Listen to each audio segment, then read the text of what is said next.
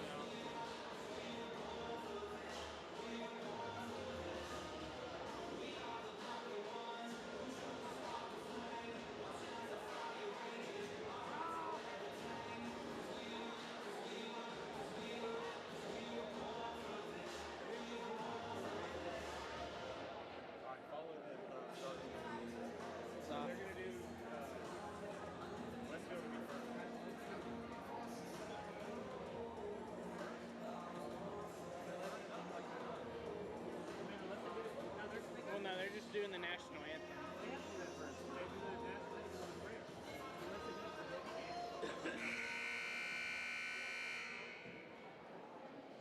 No, they can hear us online, so don't talk. I got the camera on.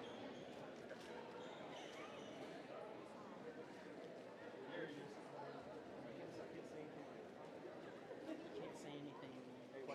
Good afternoon, fans. On behalf of the faculty and staff here, first Presbyterian Day School, welcome to the Northwest Athletic Center. In today's game, featuring the visitors, the Lady Hornets from Westfield, and our home team, the Vikings. We do ask now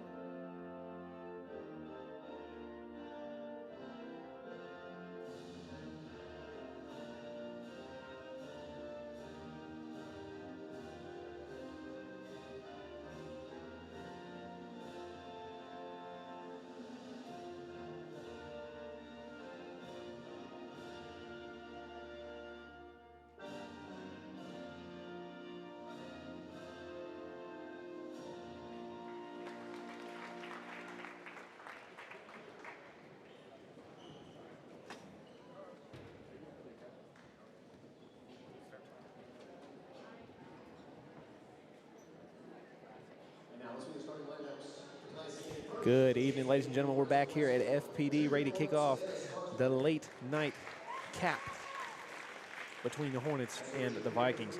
So on for the Lady Hornets first, their starters. Number 1, Savannah Scaresbrick. Number 3, Molly Gunningham. Number 5, Mary Blake Brannon. Number 10, Kate Hardy. And number 28, or number 20, Isabel Diem. So those are the starters for your Lady Hornets.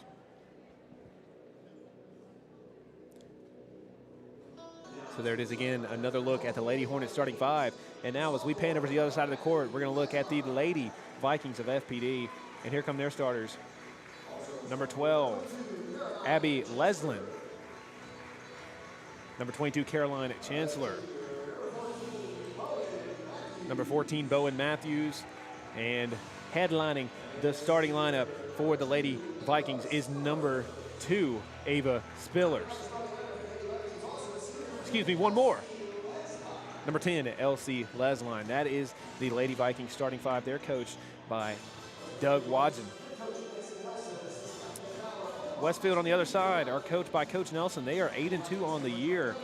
They've been on rather a hot streak here, winning their last 5 games, and their last 5 victories have been quite convincing. Their biggest win coming, or most recent win, excuse me, coming last week before the break, and that was against, that was in the Christmas tournament where they played Trinity, and they got that win back that they lost early on in the year.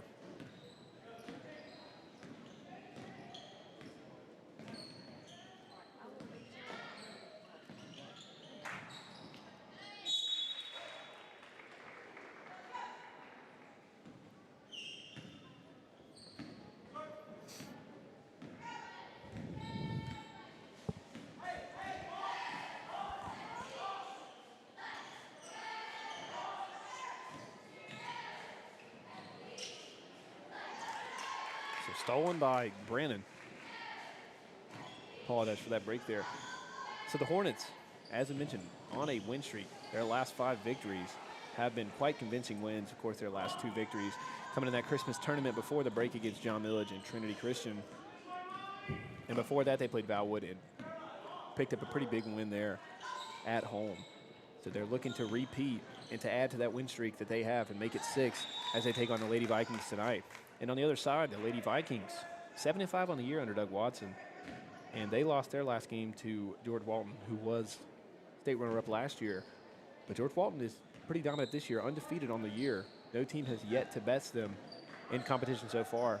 But as we move towards into region play, the games are going to start to get a little bit more important. Not that these games have no importance at all, but as we move into region play for both of these teams, look for the intensity to be high and for discipline to be at an all-time high as well, as Coach Nelson and Coach Watson respectively have coached their teams great and have instilled discipline into their players. Also, if you guys tuned in, our Middle Georgia Sports Live show that we did on Wednesday afternoon, New Year's Eve, we gave you our power rankings for the girls and boys basketball and talked a little bit over about college football playoffs and how that would pan out and what our thoughts were on that. But if we look at the rankings again, we have them posted on our Instagram page and Facebook if you guys want to follow along with us. But Westfield is ranked 6th in the Middle Georgia State, or Middle Georgia Sports Live Power Rankings, and FPD ranked at 10th. And again, as we discussed in the show, those rankings are subject to change at any time. And honestly, if you're Westfield here, you're just a couple of possessions away from being 10-0. Both their games they lost to Trinity and Terrell were games they lost within 2. But they did get their get-back win over the break, or before the break against Trinity in that Christmas tournament at John Millage, coming up with a big win there. So, and Westfield here looking to control pace early on. They run a good inside-out kind of look on offense where they primarily look inside to their big men, whether that be Gunningham, Brannon, or Hardy, respectively. So they're looking to pound it in first, but they have a lot of capable shooters around the wing, names like Scaresbrick, Diem, Lane, Sumner, you name it. Just about anybody on the team can knock down a shot on a dime. And as we look over to the other side at FPD, ranked 10th in the rankings for MGSL, but They're 7-5 on the year under Doug Watson. And so far, throughout the season, they've done a great job at staying in games, whether that be games that they lose or win. They've done a great job at just playing team basketball and staying together and controlling the pace and forcing the other team to play to their level. But nonetheless, as we mentioned previously, they did lose their last game, FPD did, to George Walton, the state runner-up from last year. They will play Windsor tomorrow. And on the other side, Westfield will play Terrell tomorrow. So they're going to look to avenge that loss that they got early on in the season to Terrell. Of course, a game that was really neck and neck, could have been anybody's game. And same can be said for the game so far starting out tonight, 0-0 with 5:30 left to go in the first quarter.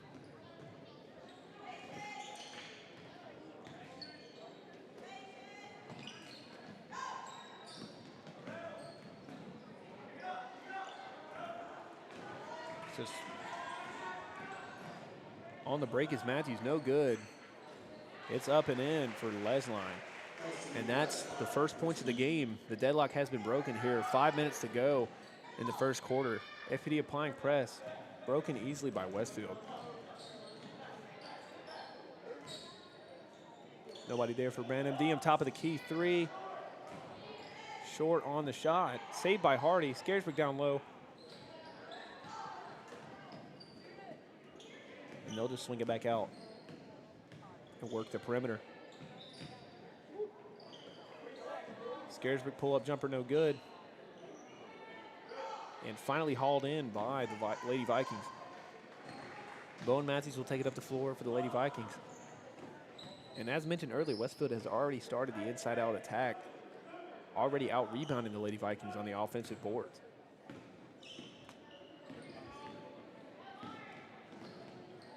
So pull-up 3, no good from Lesline. Rebounded and put in by Chancellor. So that's another putback bucket there from the Lady Vikings as they seek to get a win here against which had been a rather hot Lady Hornets team. They feed it inside to Gunningham. Off the foot of Lesline, and that'll be Hornet ball underneath.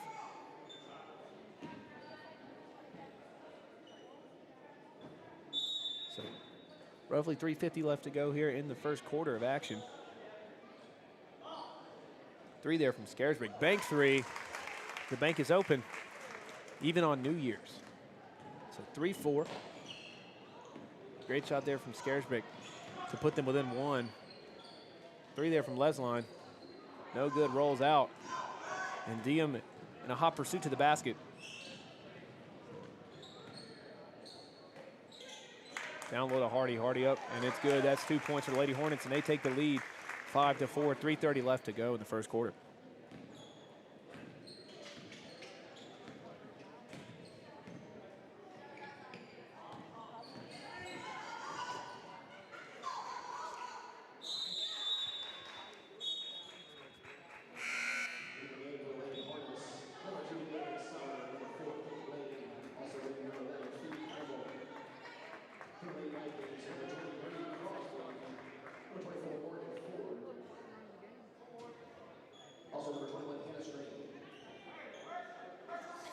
So we got a subs in for both teams. Bree Crosby checks in for the Lady Vikings, a freshman, and number 24, Morgan Ford, both checking in. Morgan Ford is an 8th grader, so looking to see how she adapts to the varsity environment. Lane fires a pass down low to Brandon, and that's 2 up and 2 down for the Lady Hornets. 7-4, they lead by 3. And there was a little bit of substitution personnel change on the Hornets side. Checking in number 2, Dalen Sumner, and number 4, Kate Lane, and number 11, Phoebe Campbell.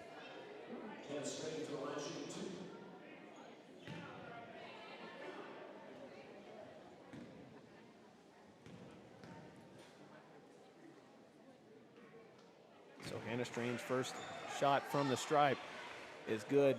In for 1, 7-5, cuts the lead to 2.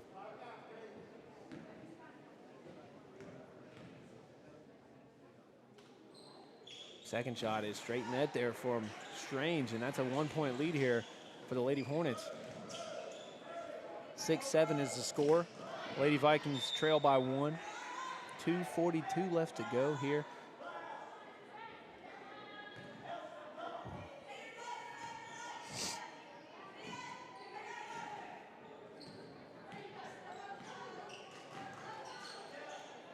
Pass tip there by Lesline. Sumner fires it in the lane, blocked by Crosby. So the freshman already making an early impact here for the Lady Vikings, picking up a block early on. Bowen Matthews guarded closely by Sumner. Ford outside. Shot up by Bowen Matthews, no good. And the Hornets are in transition right away.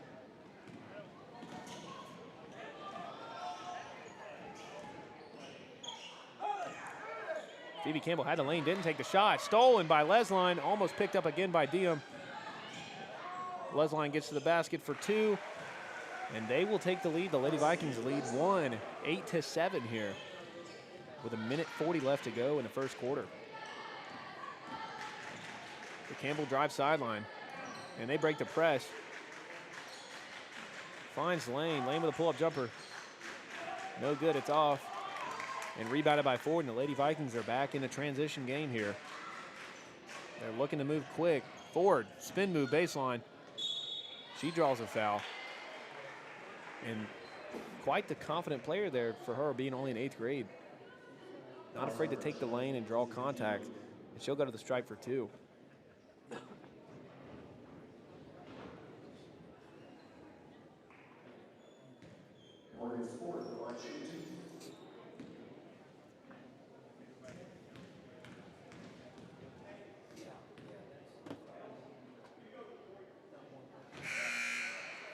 So the Lady Vikings still remain perfect here at the line. 3 for 3 with that add in there from Morgan Ford.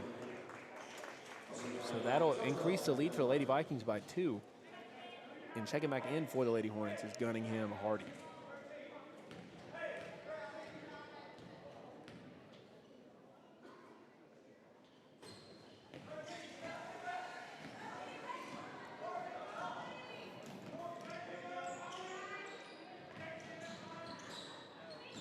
Kate Hardy takes a power dribble. She gets past the defender, Bree Crosby. And that's in for 2, but the Lady Vikings are right on the offensive attack here. Moving in transition quick. Pass the lane, almost stolen by Sumner. And the 3 is straight net there from Hannah Strange. So Hannah Strange gets a big 3 there late here in the first quarter as the Hornets look to respond. Gunningham guarded closely, gets it stolen by Ford.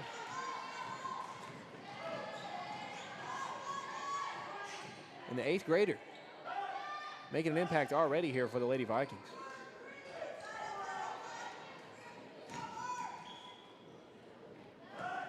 Strange takes lane, nobody home.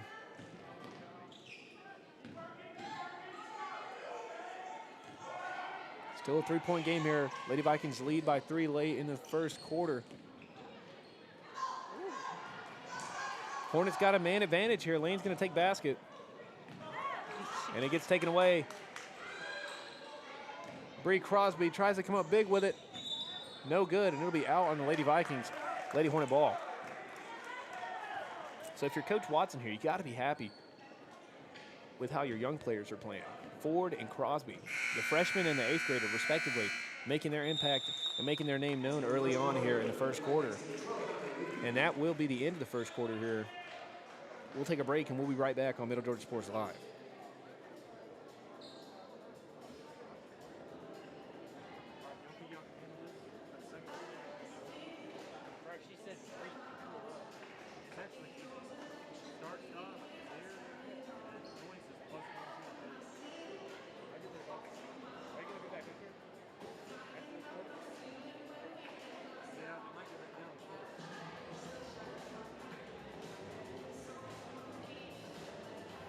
You only have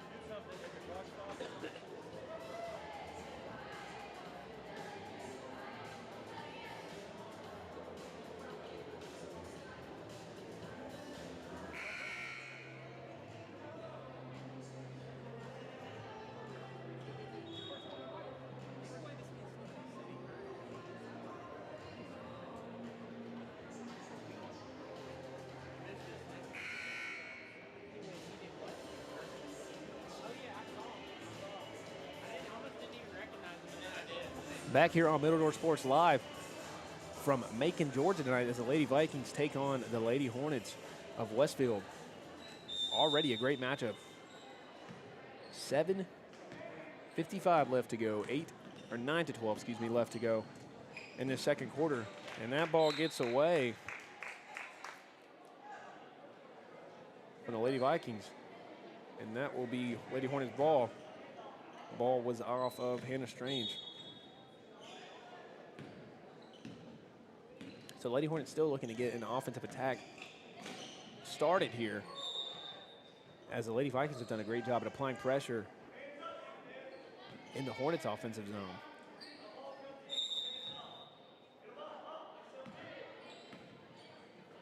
The ball is in. Sumner has a man-high post, doesn't find her. They're just looking to swing it around here. 18 seconds left to go on the shot clock. And that ball is almost tipped and stolen by Lesline.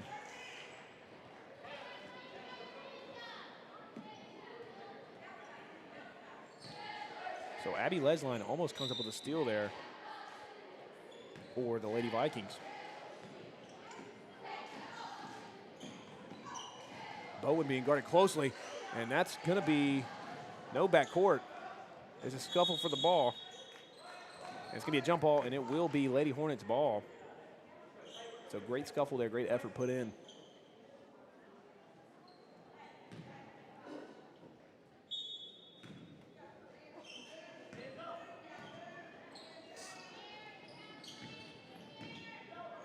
Cunningham corner. Pass gets picked off again by the Lady Vikings. Lesline will take rim. Finds Bowen Matthews, no good. And now the Hornets are in a hot pursuit to the basket. Dalen Sumner, nobody there. Pressure there applied from Lesline. Chancellor with the rebound, another scuffle for the ball. Foul called.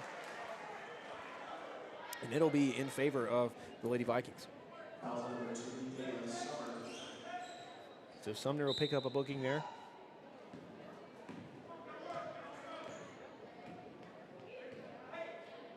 Hornets bending but not breaking here on defense, looking to apply pressure early. Just looking to reciprocate that pressure that the Lady Vikings are applying, and they're doing a great job at it. As Bowen Matthews is being heavily guarded.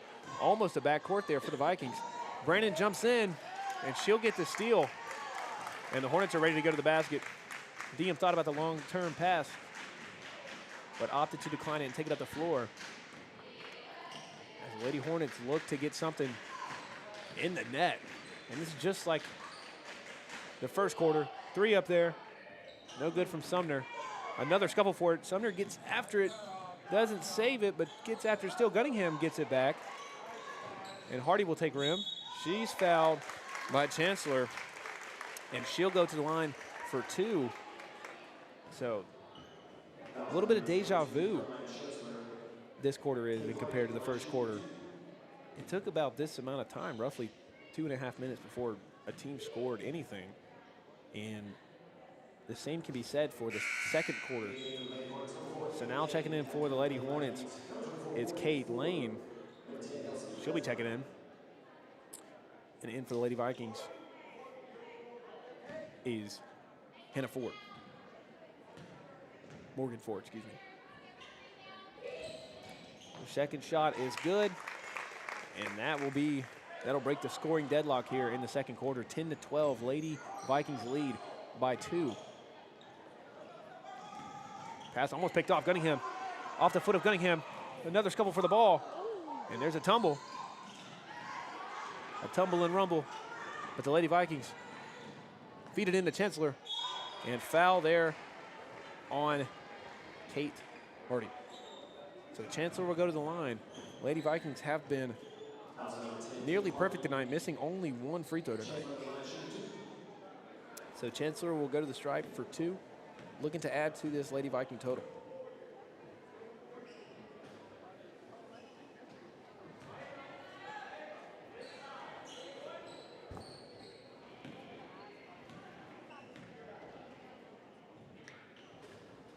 So Chancellor misses both. And the Hornets are back in the hot seat here, looking to get something here. Either a 3 to extend or a 2 to tie. Gunningham says she'll do it herself. 3, no good. Rebounded by Spiller, guarded closely by Lane.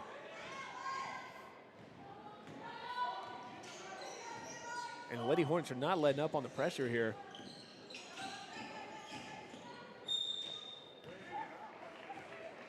So Bowen Matthews, excuse me, will go to the line. That foul will be on number 20, Isabel Diem, as Bowen Matthews goes to the line for 2 for the Lady Vikings.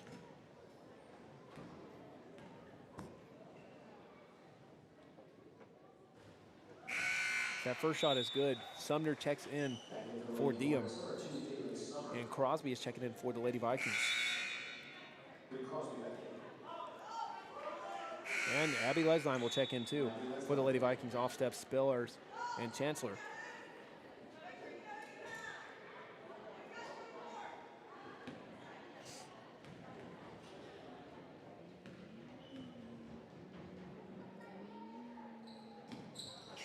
So short off the rim there from Bowen Matthews. And the Hornets still looking to get something. Bree Crosby gets the steal. And the Lady Vikings are in hot pursuit here at the rim. Bowen Matthews almost taken away by Gunningham, but it'll stay underneath in favor of the Lady Vikings.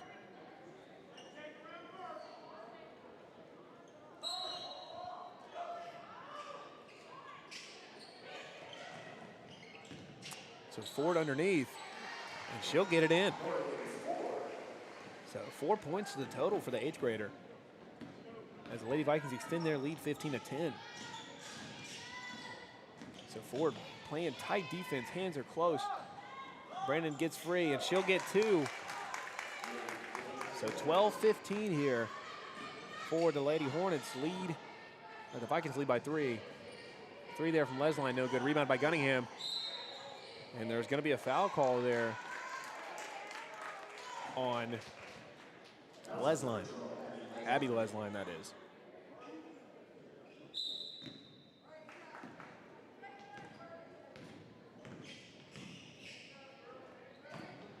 Gunningham has a lane. She'll take it. So they give Gunningham the lane, and she'll take it up there.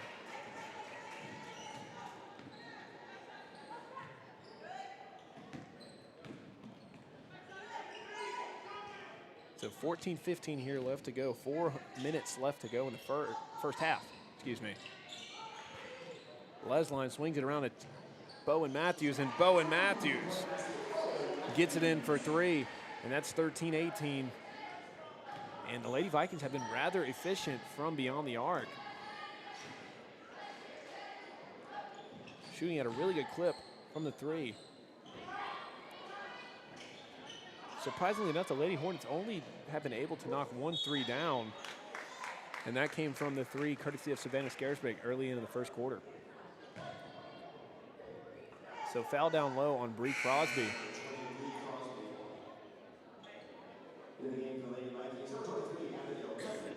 So another 8th grader for the Lady Vikings, 23, Abigail Kudnick.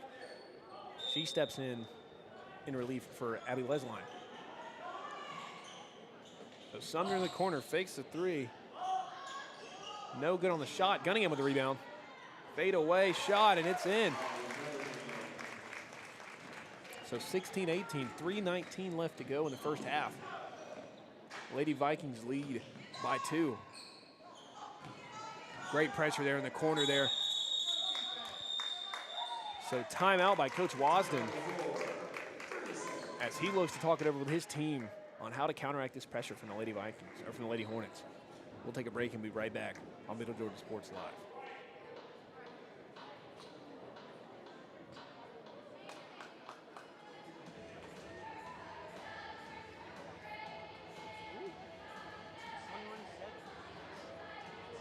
Maybe it's just magic.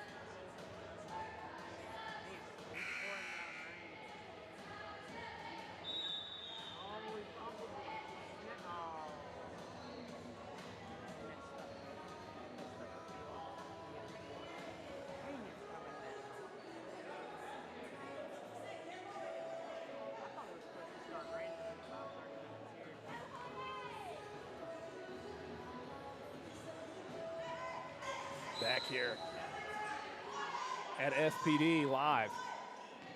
First half coming to a close here, 3 minutes left. Lady Hornets have applied pressure early on here in the second quarter. And they've clawed their way back to a 2-point deficit now. On the opposite side, the FPD Vikings still looking to work the defense, and they've done a great job so far denying that entry pass. Deep three there from Bowen Matthews, no good. Shot clock expires. And that'll be a traveling violation on the Lady Vikings.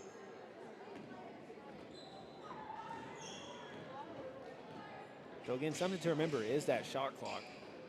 It's a little bit harder to see on the stream, but the 35-second shot clock, sometimes even I forget that it's there. And I get a little confused on why the play has stopped and why there's another buzzer going off. But you got to remember the shot clock is a thing, and that will be a carrying violation on the Lady Vikings and Kudnick. So the Lady Vikings, again, if you're Coach Washington, you got to be happy at how the youth are performing in this game. Again, 2 8th graders and 1 freshman playing in these varsity games so far that we've seen on this roster.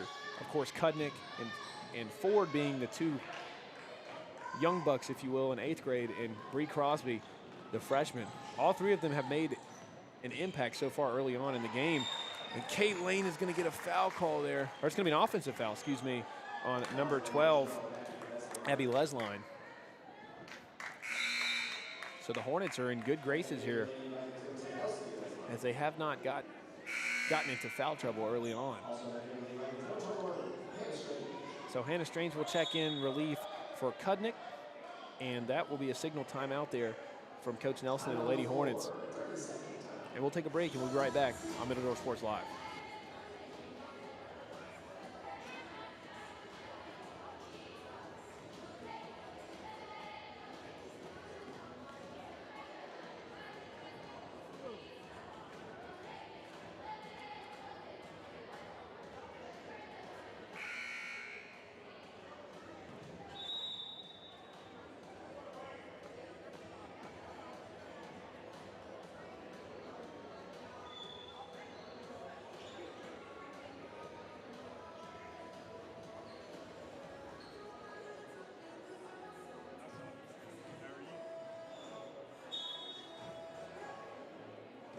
So back here at FPD, Lady Vikings lead by 2.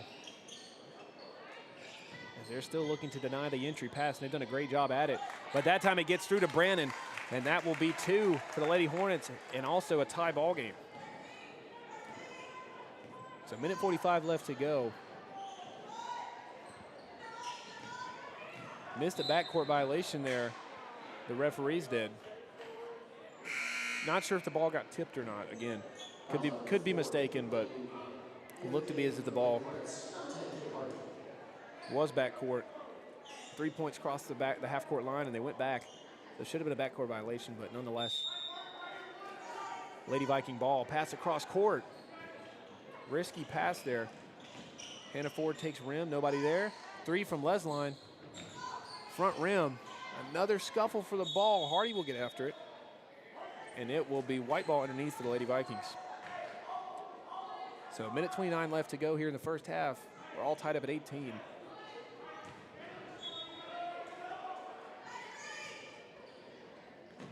Both teams showing an impressive amount of resiliency on the offense and defensive side. Good block there from Brannon.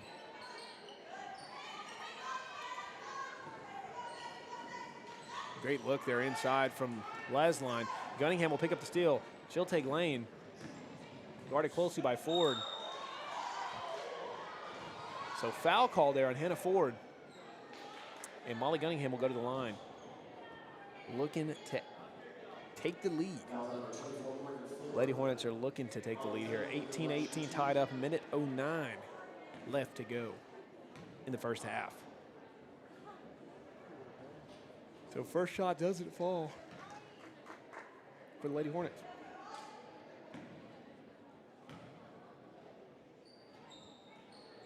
Second shot is up and good, and the Lady Hornets take the lead. Minute 05 left to go here in the first half at FPD. Lady Hornets lead one, 19-18. Bowen Matthews swings it to Les line. No good off the back rim. Rebounded by Brannon. And they're still looking to push the pace. Inside to Hardy, nobody there. Little pull-up jumper from the free throw line, no good.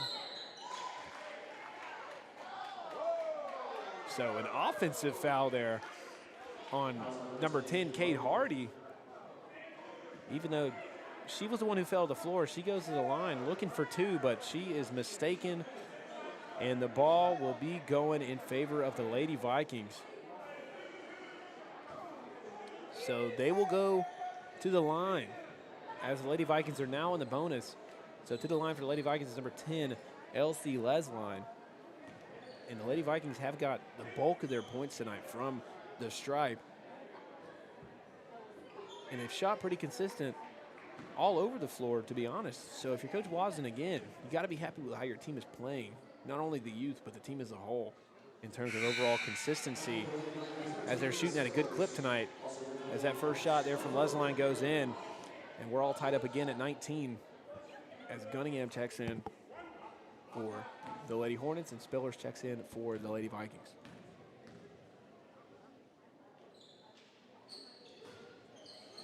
So that shot's up, no good. Rebound by Gunningham. Again, still tied up at 19, 30 seconds left to go. Inside to Brannon, and there's two for the Lady Hornets. Credit that assist there to Dalen Sumner. Great look there to thread the needle to get it past Crosby. So Hardy's got to be careful, or Kate Lane, excuse me. So Crosby gets the rebound. She goes up. She'll get the N1, and she'll have a chance to add to the lead as she goes to the line for the Lady Vikings.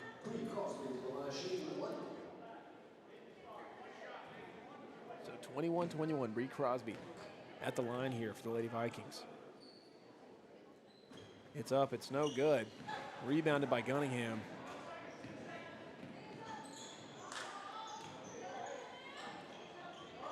So shots up from Sumner, no good. Rebounded by Matthews.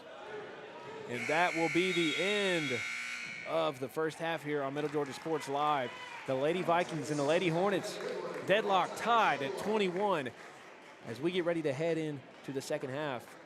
We'll be right back on Middle Georgia Sports Live.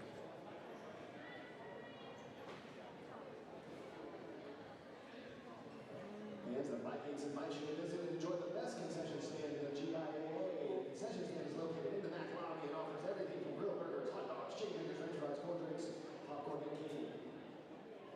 Feel free to bring your food into the main area. We do ask that you find a trash can for trash when you're done.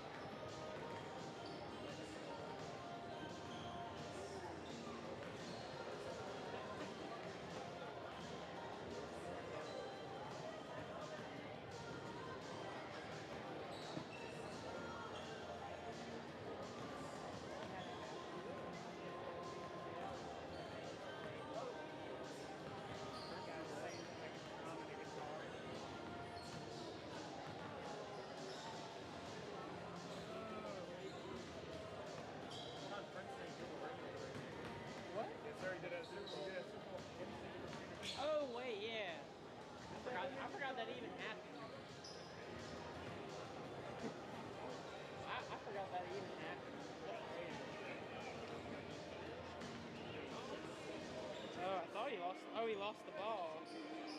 Daggum, that's the third fumble. That's the third fumble.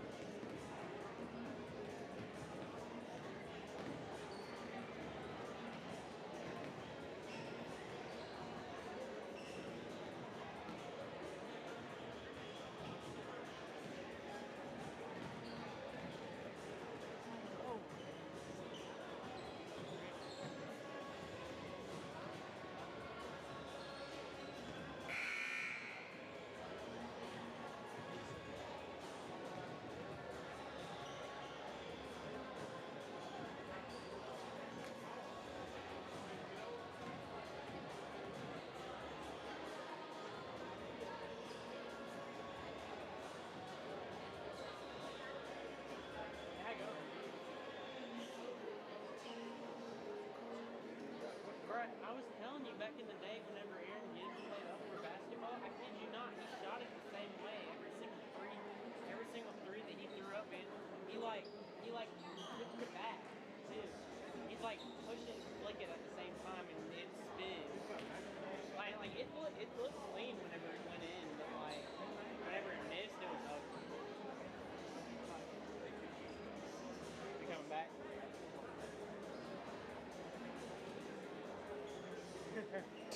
Live here back, ready for the second half of action here.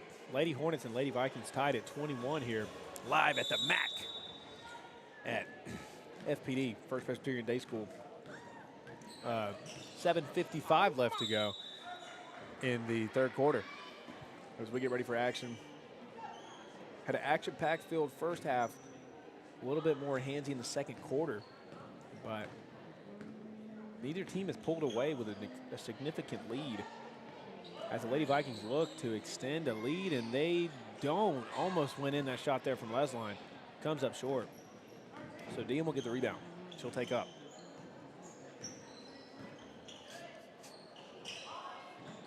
Scared pick for three, no good.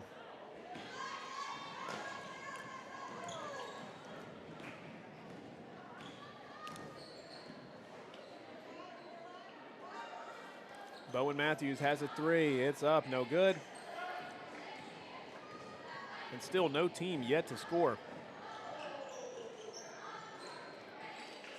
Scaresburg feeds it into Gunningham, pop jumper. And that's good, little bounce off the rim.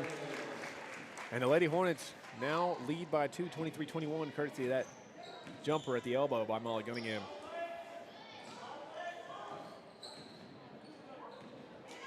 Deep three there. A little off by Abby Lesline. She gives the look of regret. But it's an unfortunate thing that happens in basketball. Everybody's going to airball at some point. It's kind of unavoidable. Inevitable, if you will.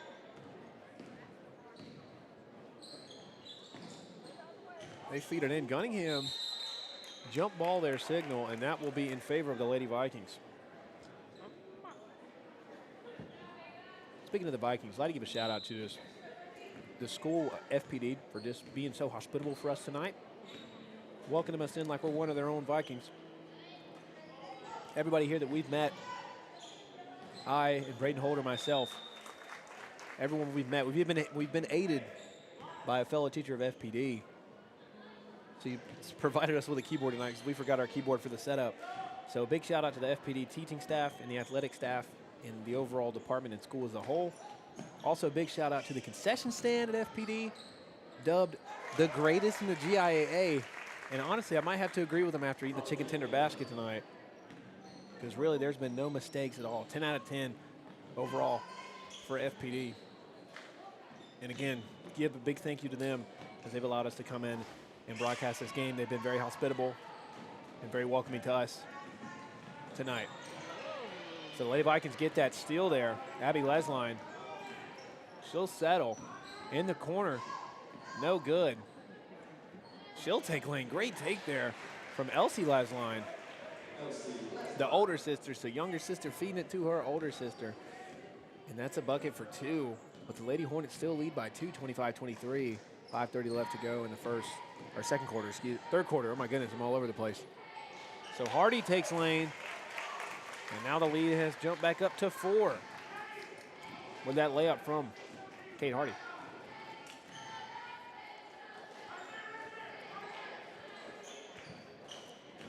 Bowen fires it in, gets away from Lesline, but she recovers. She'll go up and she gets it for 2. Great composure there to regain the ball after it got a little loose from her. The lead is cut back down to 2 for the Lady Hornets, 27-25. 4:50 left to go.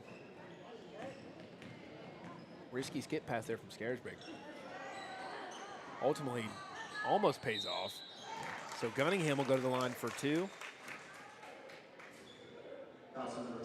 So Molly Gunningham will go to the line. That foul's on Caroline Chancellor. As Gunningham goes to the stripe looking for 2.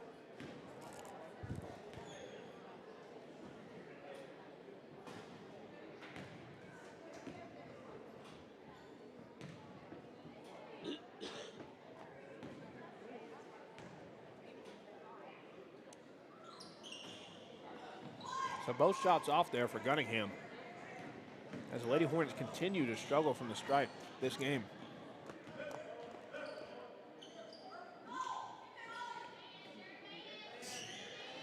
So Matthew, top of the key, guarded closely. Or rather relaxed, might I add, by Gunningham. As they're looking to get the ball in. And they do that time, short on the shot there from Bowen Matthews. And the Hornets are pushing transition here, looking to extend their lead. Scaresburg fires it in close. Late foul call there from the official. So I believe that's going to be on Abby Lesline. She'll get booked. Or Elsie Lesline, excuse me. Or no, Bowen Matthews, excuse me. So Bowen Matthews will get booked for that foul. And in for the Lady Hornets is Sumner and Lane. And on for the Lady Vikings is Ford, Crosby, and Strange. So again, oh, and that's a big tip there. Lesline recovers quick. Great footwork there from Abby Lesline. Oh, and it's going to be a traveling violation on Bowen Matthews. So that big effort play there from Elsie Lesline gets the tip, and nonetheless, she gets the recovery, and she'll get a steal in the stat book, but also could have resulted in a point off a turnover there for the Lady Vikings. Lady Hornets dodged a bullet there, being able to recover defensively. Diem looked to find Lane. Lane gets in the way of Brandon, but she says no problem, and she'll go up for two, 29-25. Lady Hornets lead now by 4. So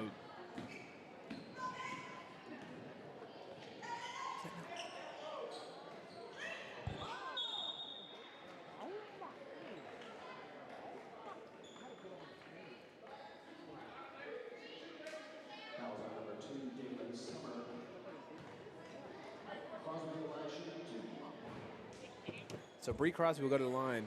She'll shoot 2 here. Oh, dude, what is this?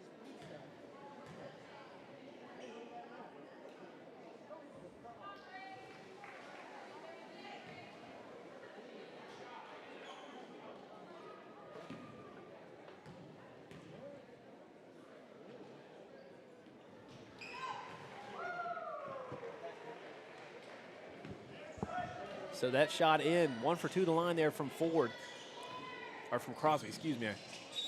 So Kate Lane attempts to step through that pressure on defense, and she'll get booked for a traveling violation. As the Vikings are back to that high applied pressure here. But the Hornets are doing a great job at responding to the pressure by applying their own, as they're playing that high man defense against this Lady Viking offense. So Bowen Matthews gets in her bag. She takes Lane no good. She had Sumner beat off the dribble, but the layup does not fall. So an unfortunate look there for Bowen Matthews.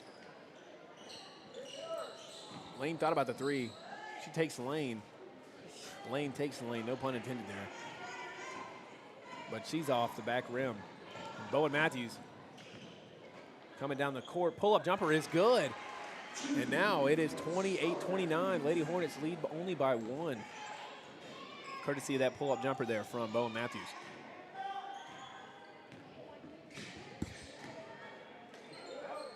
Diem had it. She feeds it to Hardy. And it goes off of the hand of Hardy. And that'll be Lady Viking ball.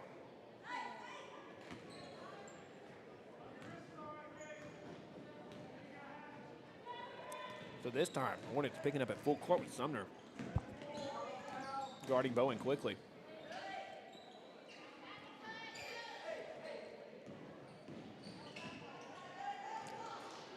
Great defense there from Lane.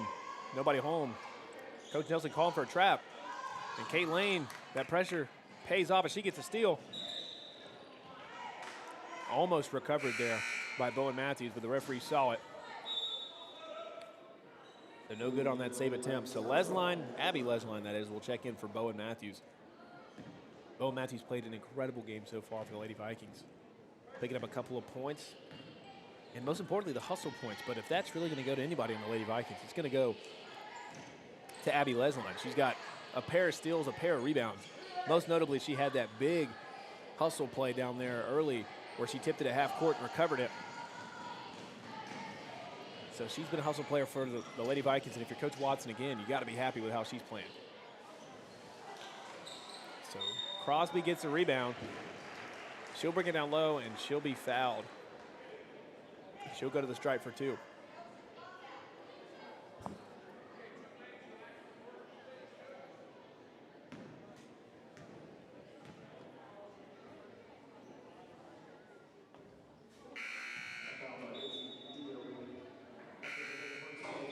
First shot there, no good from Crosby.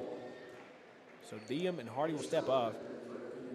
And Gunningham and Campbell will check in for the Lady Hornets. Second shot is good by Crosby. And now we are back tied at 29. A familiar sight. A numerous amount of lead changes throughout this first and second half. And another one, another tie. Something that we've said a lot. But something that we haven't said a lot of is traveling violations and jump balls, which is usually the #1 most called, at least that's what I think, the #1 most called violation in varsity and JV girls basketball alike. So Phoebe Campbell takes the lane, and she gets fouled hard. And she'll go to the line for 2, looking to regain the lead for Lady Hornets.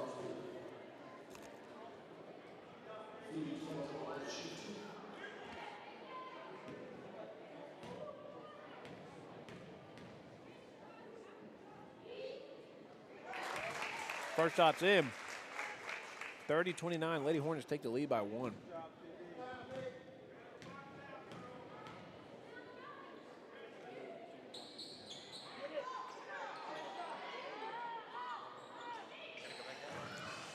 Phoebe Campbell doesn't get the foul call there down low. Looked to be fouled hard. Lesline seemed to just swat her arm, but no call there from the referee. As it'll be underneath for Lady Hornets. So cross court there to Sumner.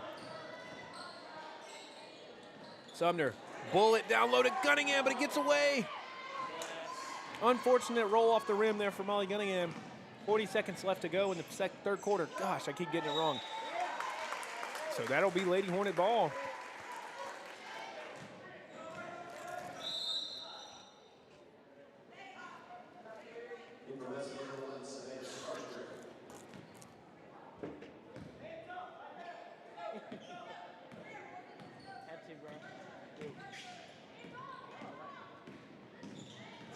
So Sumner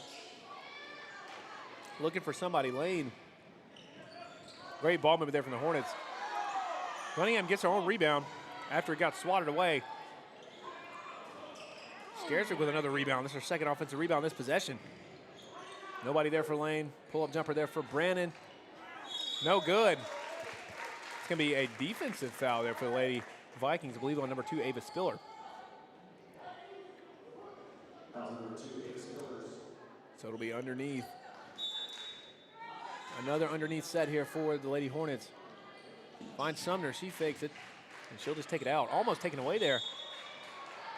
And instead of a turnover, it'll be a foul call again on the Lady Vikings. Abby Lesline will pick up the booking there. And now the Lady Hornets are in the bonus, and they'll go to the line for 2.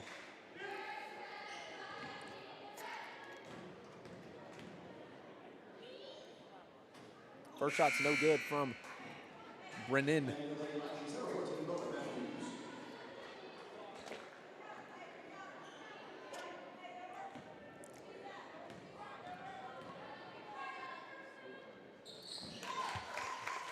So second shot is in, good. 1 for 2 from the stripe that time from Brannon. Oh, and the shot almost goes in from Bowen Matthews. And that will conclude this third quarter. 31-29, Lady Hornets lead by 2. And it's looking to be a great fourth quarter of action. We'll be right back on Middle Georgia Sports Live.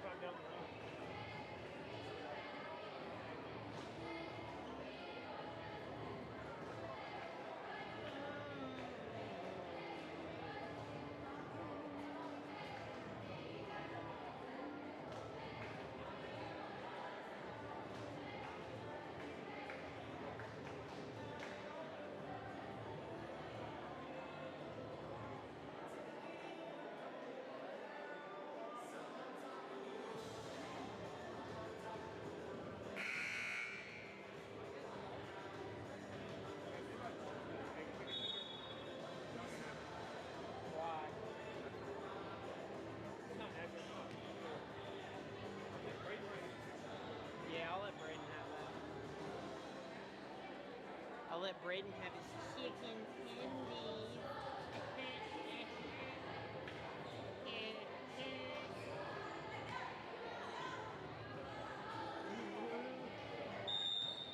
Back here at the MAC, fourth quarter action. 8 minutes left to go in what's been an action-packed but a highly contested matchup between the Lady Vikings and the Lady Hornets. As the Lady Hornets have gained the lead, and they've held on to it. Gained it early on in the third quarter, and they've held on to it early on here in the fourth as Brandon gets that feed in from Sumner for two. 33-29, Hornets up 4. So Bowen Matthews was looking for that give and go there to Lesline. Out of bounds. Lady Viking ball underneath.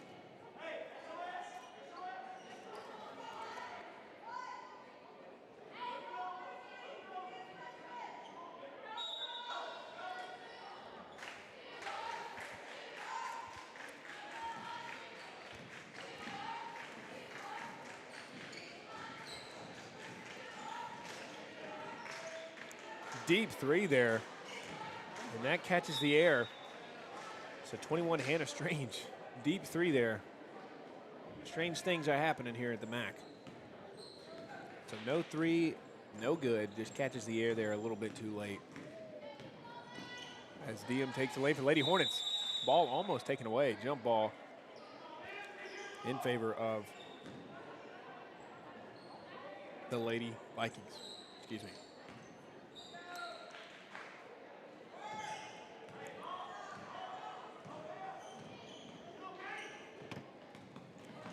Strange. Oh, Chancellor had a man down low. Spillers. Chancellor steps through. She'll get the foul. It'll be on the floor.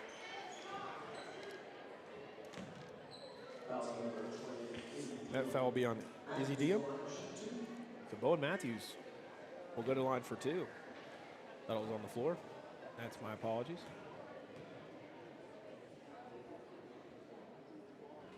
And the Vikings, Lady Vikings, have been rather consistent again, shooting at a pretty good clip from the free throw line as they knock another one in.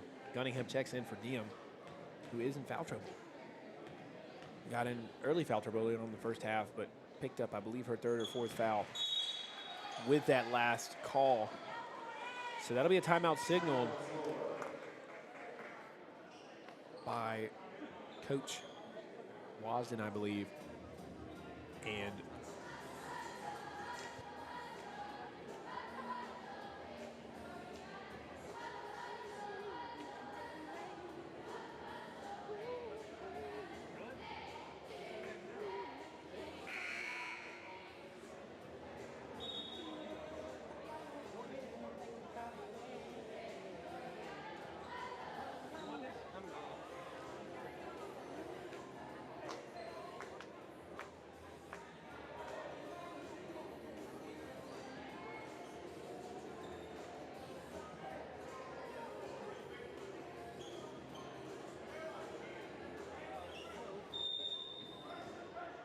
so following that free throw attempt was a timeout by Coach Wasden.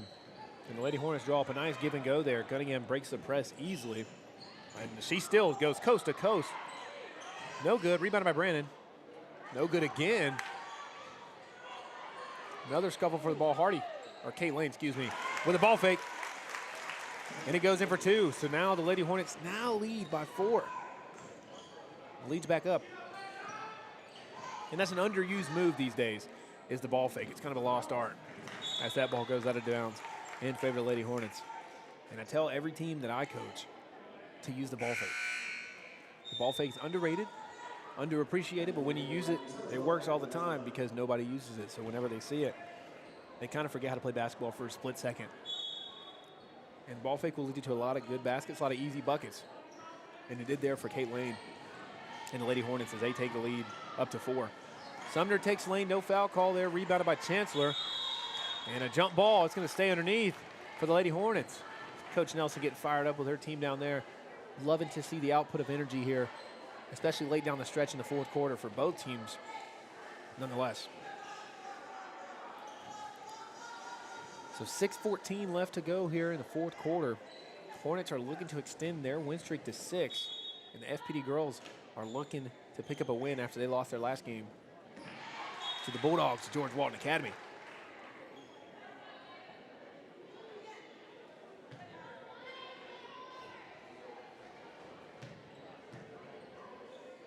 So it'll stay underneath. Kate Lane will inbound it. Oh, she had Gunningham split second. Can't wait. But she'll get the rebound. Fall away layup, no good. Another scramble for the ball. And it's an offensive foul on Kate Hardy. So it'll go in the direction of the Lady Vikings.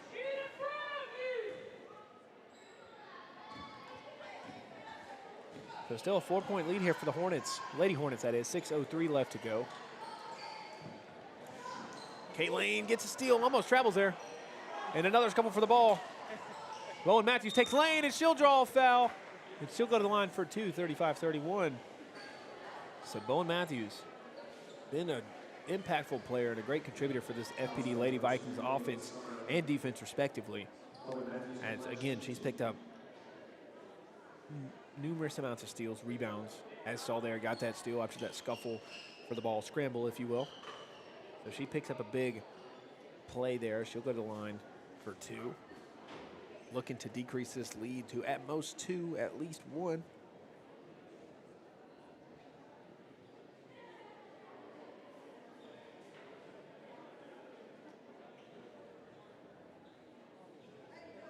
Also, while we're here at the break, I'd like to remind you that directly after this game at 7:30 will be the tip-off of the FPD varsity boys as they take on the Westfield boys of Perry. And that's looking to be a great game, too. Again, both teams ranked very highly in our power rankings that we did early on this week on Wednesday. FPD boys are ranked number 3 in the MGSL power rankings, and the Westfield boys are ranked number 8 in the power rankings. As that shot goes in there from Bowen Matthews. 1 for 2 again from the stripe. Or actually 2 for 2, my bad. So 33-35. Lead is cut to 2 for the Lady Hornets. As the Vikings are looking to apply pressure here to force a turnover. And they almost get one there. As that skip pass down low by Hardy, nearly taken away by Chancellor.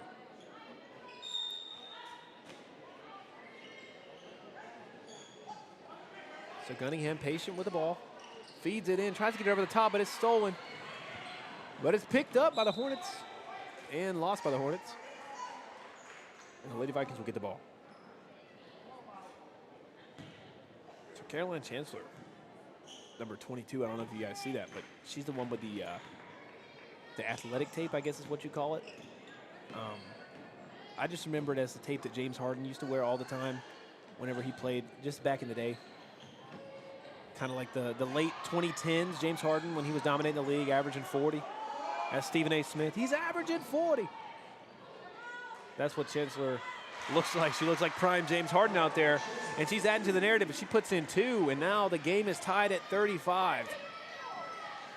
Daylon Sumner nearly has it stolen by Lesline. Nobody home there. And she gets a traveling violation. And that's a critical violation there for the Lady Hornets.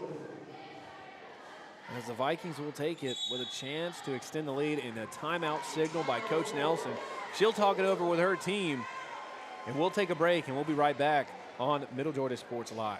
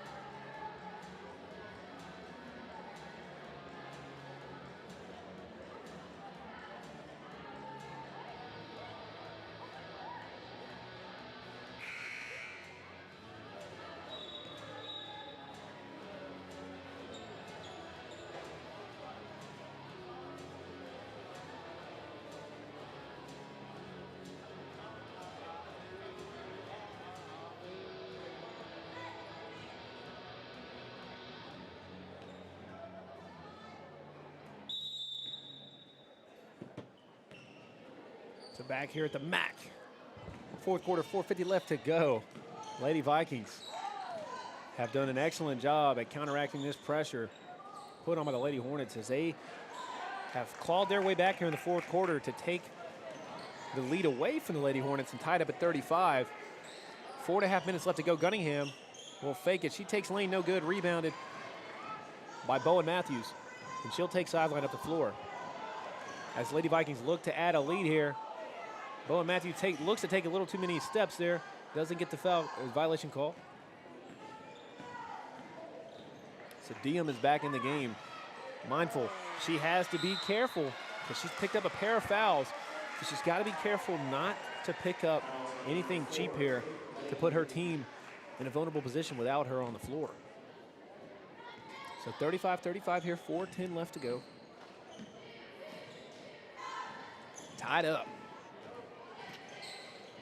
Great take there. Just unfortunate on the bounce. An outlet pass there fired by Brandon. Good look there from Gunningham. Oh, and it'll be an offensive charge on Molly Gunningham. So great look there from Bowen Matthew to take one for the team as she gets taken down by Molly Gunningham.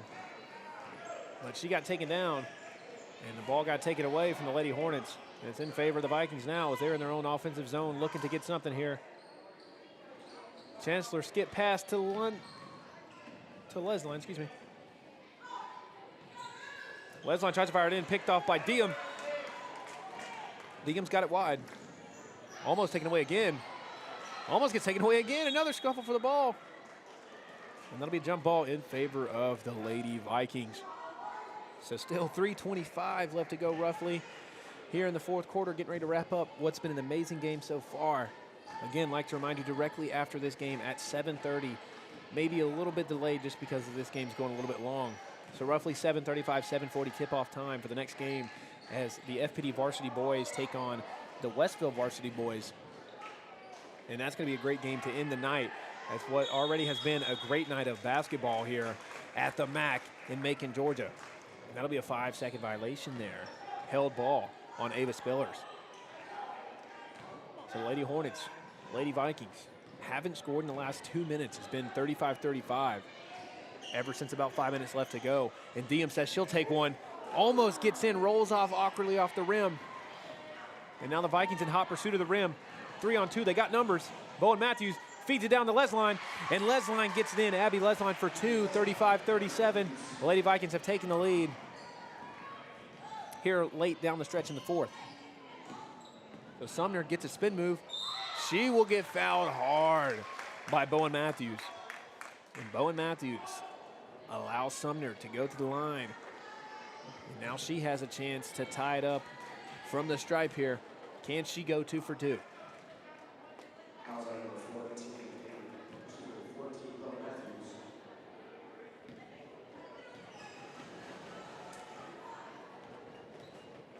So Sumner's first shot is up. No good off the front iron. So 35-37, excuse me. Hannah Strange is checking in for number 2, Ava Spillers.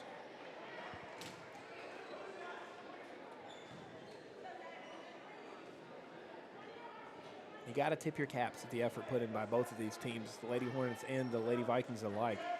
Both teams have done a great job at just applying pressure, but not only keeping it applied, but also keeping it consistent, picking up a lot of steals, a lot of loose balls. And that takes a lot of energy, but again, great effort applied from both sides, being able to put in their game plan effectively, but a consistency as well. Consistently, excuse me. As that ball is taken away, it's going to be foul called on Caroline Chancellor. 2:27 left to go here in the fourth. They're looking to add to it. If you want to break that press, got to stay in the middle. Sumner is fine with it. Kept it simple. Screen there from Gunningham. Diem had the shot there, and she'll get the traveling violation. That back foot came up. So 35-37. She hesitated a little bit on that elbow jumper.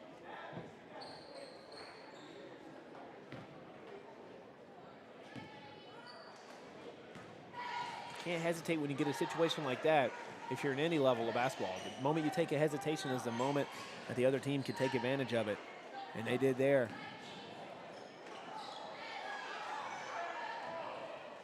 So Leslie, top of the key, almost gets taken away from Lane, and a foul call there.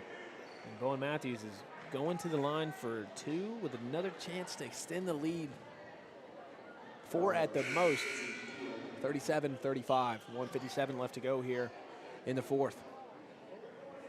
Lady Hornets trail 2. Lady Vikings lead 2.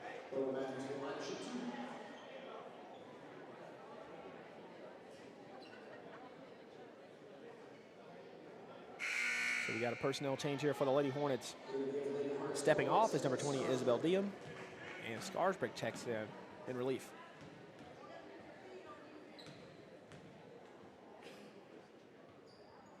Bowen Matthews' first shot is no good. So if you're Lady Hornets, you're taking a sigh of relief here, as even with a make here, the lead is only to 3, so it's still a 1 possession, 2 at the most. And that second one's no good off the front iron. Rebounded by Sumner. Minute 55 left to go. Sumner almost fouled in transition there by Lesline. She'll find Gunningham. Has a man. Finds Lane. She'll take the shot. Oh, little weird roll off the rim. Excuse me. Got my tongue twisted there. So a little bit of a weird roll there from Lane as she pulls up that jumper. Lesline has the lane, and she's blocked by Brandon. Brandon finds Lane in transition. You got to take the lane here. If you're Lane, she finds Gunningham, almost gets it away. Great recovery there. 2-point jumper by Lane. It's good. And that's a 2-point shot. And that's 2, and that ties it up. 37-37. Nice find from Molly Gunningham to find Lane. And Lane pulls up for a nice, sweet, smooth jumper. 37-37. And that'll prompt Coach Wasden to call a timeout and draw up a game plan for his team. So far, been an incredible 4th quarter. And been an incredible game. Filled with action, filled with tenseness, filled with suspense. Whatever word you can think of to be a synonym for highly contested, that word is going to fit this game so far at the MAC in Macon, Georgia at First Presbyterian Day School. As this second half comes to a close, 37-37. Again, if you're new here tuning in, I'd like to give a shout out to the FPD staff. Again, if you're an FPD fan watching, shout out to you guys. Thank you guys for opening up your school and being so gracious and hospitable to us. And again, give a shout out again to the concession stand at FPD, dubbed the greatest in the GIAA. And honestly, I might have to agree after having a chicken tender basket with a friendly Coke Zero to side top it off. And that's been a great night so far here at the MAC in Macon, Georgia. And so far, the real MVP for FPD, the Lady Vikings in particular, has been Bowen Matthews. Picked up, she's in the double digits for points, and she's probably close for steals and rebounds. And most notably, she is getting all the hustle points for the Lady Vikings so far. Her and Abby Lesline, and she finds Lesline. Transition layup, no good. Almost taken out of bounds there by Lane. So foul call there on the Lady Vikings. That's going to be on Bowen Matthews. She'll get booked for another one. So if you're Coach Wasden, what do you do in this situation? Bowen Matthews, your most impactful player so far this game, picks up another foul. Not sure of the number situation, but you obviously have to be aware of it. As Gunningham takes Lane, she finds Sumner. Sumner fumbles with it. Almost gets taken away. It's going to be a jump ball. And it'll be underneath. It'll stay in favor of the Lady Hornets.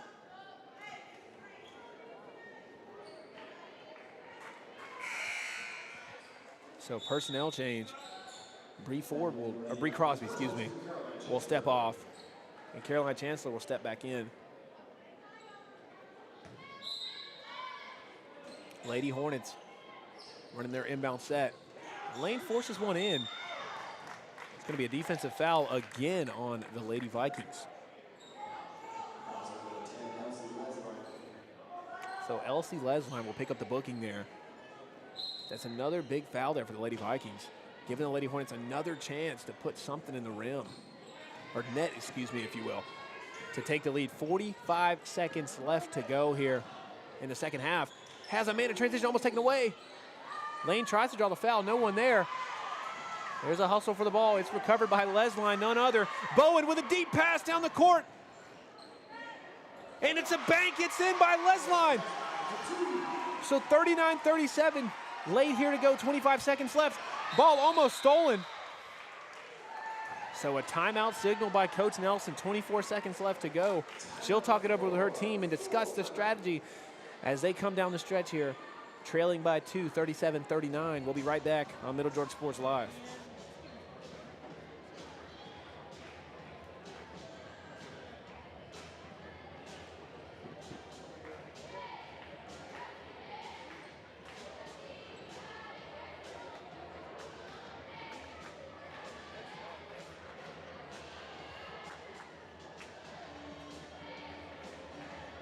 You should go down there and like video the finish with your phone.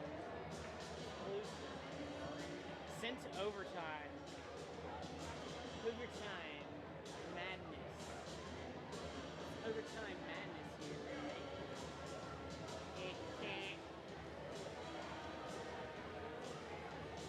You got your boom pow wow. Got your boom pow. Bro, Riz leaves again tomorrow, dude.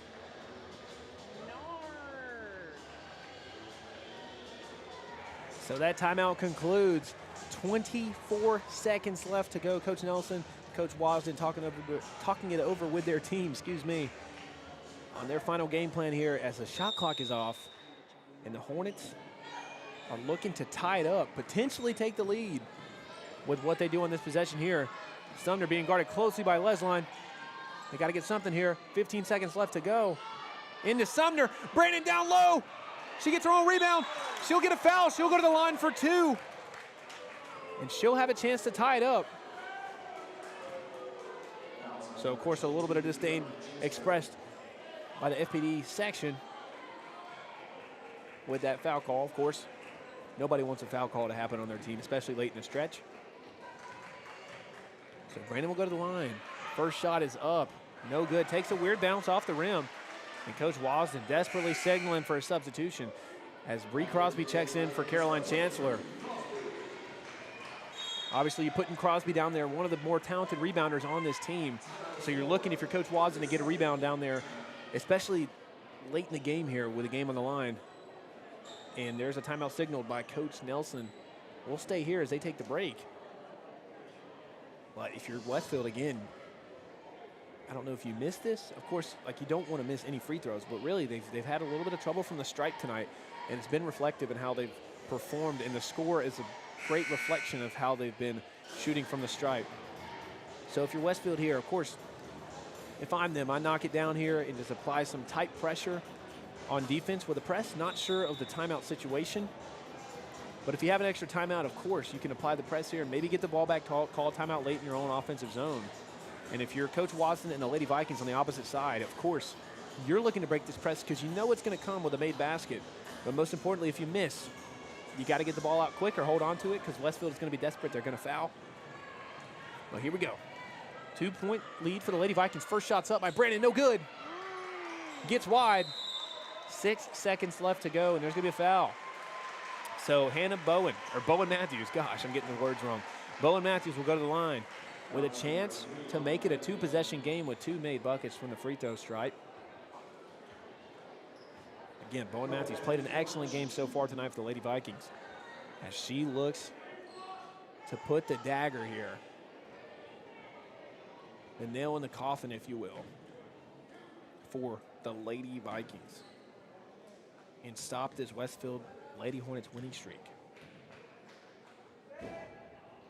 So the first shot's no good there from Matthews. So for the Hornets, you're breathing a sigh of relief knowing that you have some time to give, but you also don't have a 2-possession game to do. It's only 1-possession game. So Coach Wasden will call a timeout, and we'll take a brief break with them. We'll be right back on Middle Georgia Sports Live.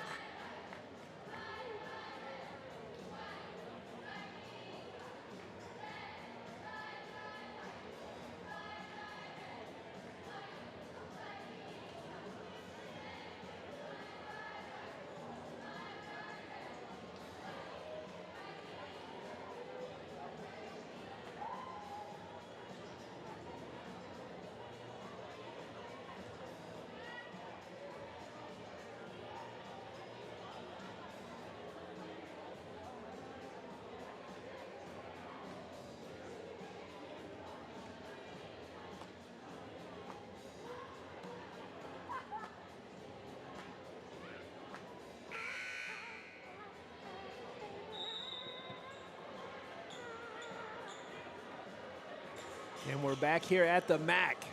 6 seconds left to go. Bowen Matthews at the line with a chance to make it a little bit more difficult of a one-possession game here for the Lady Hornets.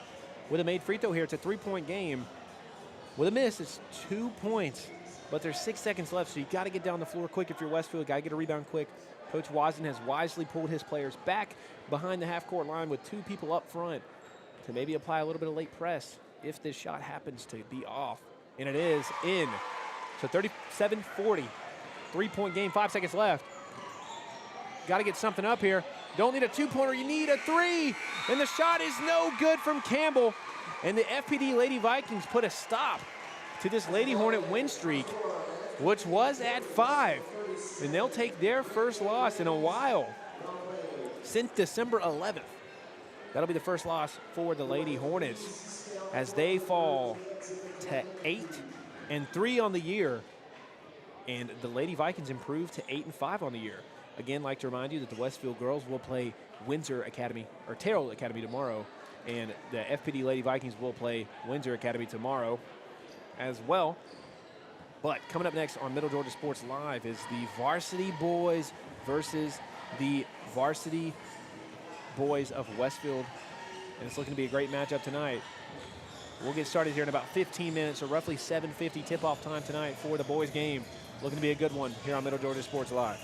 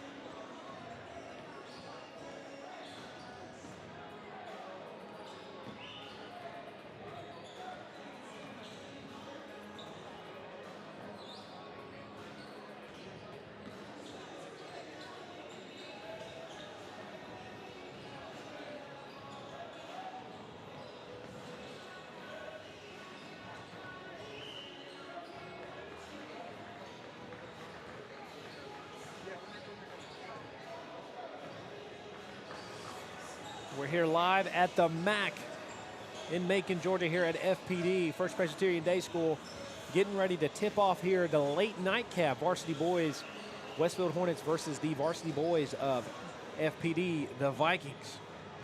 The varsity girls game came down the wire. The varsity girls from FPD coming up big with a big win, 39-37 to end the Lady Hornets 5-game win streak.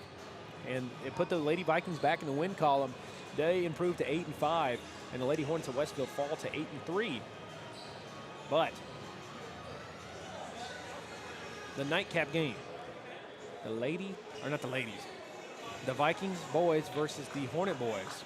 Looking to be a great one here on Middle Georgia Sports Live. Tip-off will be roughly in about 3 minutes, and we'll be here with all the coverage on Middle Georgia Sports Live.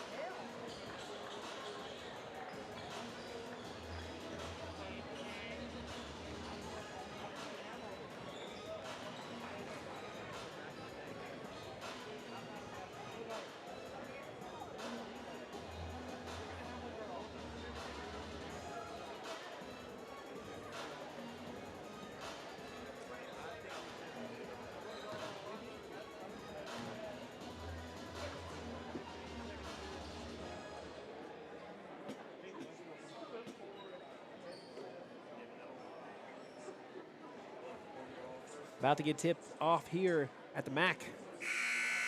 That's the sound of the buzzer signaling the start of the game. And we'll get started here at the MAC as tip-off begins. The nightcap here in Macon, Georgia, between the FPD Vikings and the Westfield Hornets of Perry, Georgia. Looking to be a great matchup tonight. So we got the starters now for the Hornets. Number 3, Ben Holbert, is headlining this starting lineup starting out. Number 11, Jack Doster. Number 12, Braden Churcher. Number 23, Cannon Allen. And number 25, Maddox Davies. So really the player to watch for the Hornets is number 3, Ben Holbert. Obviously, if you see him, looks can be deceiving, I say with him. Very, very great hustle player. Very good hustle athlete, gets after it. Look for him to have a lot of steals today for Coach Hardy and the Hornets. And on the opposite side, the FPD Vikings. Headlining their starting lineup is number 0, Harris Everett. Number 3, Gray Gleaton. Number 4, Brett Roper. Number 5, Brett Griffin. And number 13, Sam Clark. Now the player to watch for the FPD Vikings is number 5, Brett Griffin, who's really the main scoring contributor for this offense, averaging closely to 15 points per game this year for the Viking offense. Of course, they got a great system put in by Coach Greg Nix, done a great job at implementing his system and instilling discipline into his players. And it's going to be a great matchup tonight. FPD comes into this game 8-3 on the year.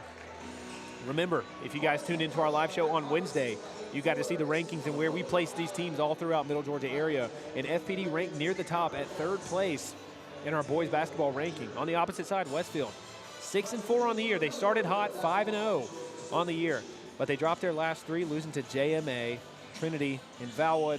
But those games have been close games. Westfield played JMA early on in the year. They picked up a big statement win there, but JMA got their get back, as the kids say these days, and they win big. But the Hornets are 6-4 now under Coach Hardy. They're looking to improve and get back in the win column. Like I said, dropped the last 3 games.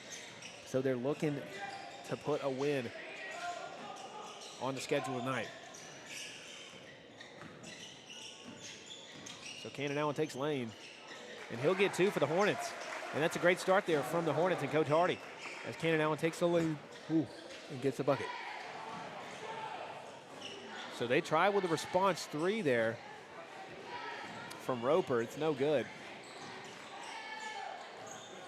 And Dosser will take sideline.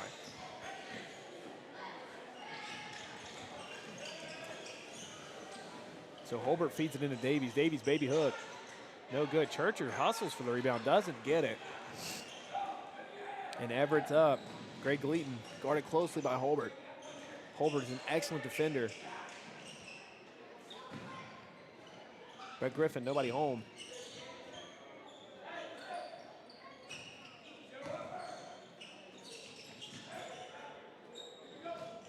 The Doster goes down, but he's back up. Cannon Allen takes lane. He'll draw the foul, and he'll get the N1. So he'll be up 2 with a chance to make it 3 in a 5-point gain here early on. The Hornets looking to extend this lead.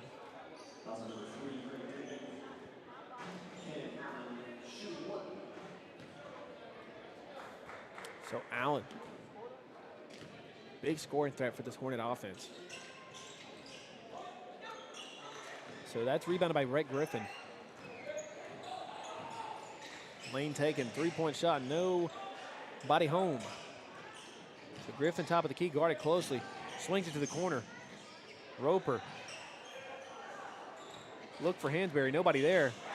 Roper gets it, swings it. Gleaton fakes it, takes baseline, and he gets no good on the layup, but he'll go to the line for 2.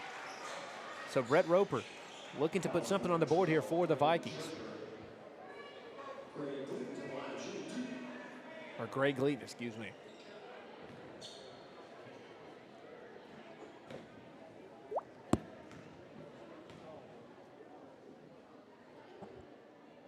So Gleaton's first shot takes an awkward bounce. And the Vikings still at 0 here early in the first.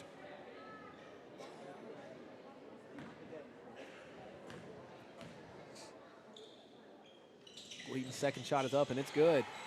And Greg Nix already calling for the press here for the Vikings.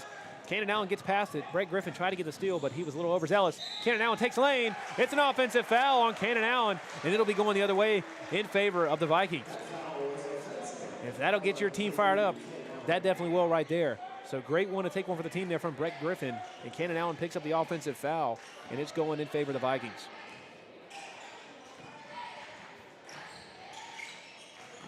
So Hanberry, he's going to take it. He'll get 2 there. So Jones Hanberry getting 2. 4-3 here. Hornet lead now cut to 1. So Holbert guarding. Roper, top of the key. So Churcher's going to take lane. He'll scoop and score there as he gets past his man Everett, and he'll take it to lane. So now 3-point lead here for the Vikings. Brett Roper finds Greg Gleason. Kind of both teams run a little bit of a motion look here as they find Brett Griffin underneath. Their leading scorer, he'll take a foul, and he'll go to the line for 2. That foul will be on number 12, Braden Churcher. Or number 11, Jack Dosser, excuse me. My mistake. So Brett Griffin already pointed out in the starting lineup introduction. Great player for the Vikings, one of their key scorers. And in fact, he leads the team in points per game, averaging close to 15. So whenever he's on the floor, he's obviously a threat, and definitely a defensive emphasis needs to be put on him. And I know Coach Hardy knows that. He's done his research. He knows exactly what he needs to do to contain Brett Griffin. As he gets his first bucket of the game, and the lead for the Hornets is cut to 2 here. So Holbert is just going to take it up the middle. Great look there. Finds Allen, and Allen will draw the foul. And Jones Hanberry getting a little handsy there. He'll pick up a foul. So 6-4 is our score here at the MAC early on in the first quarter.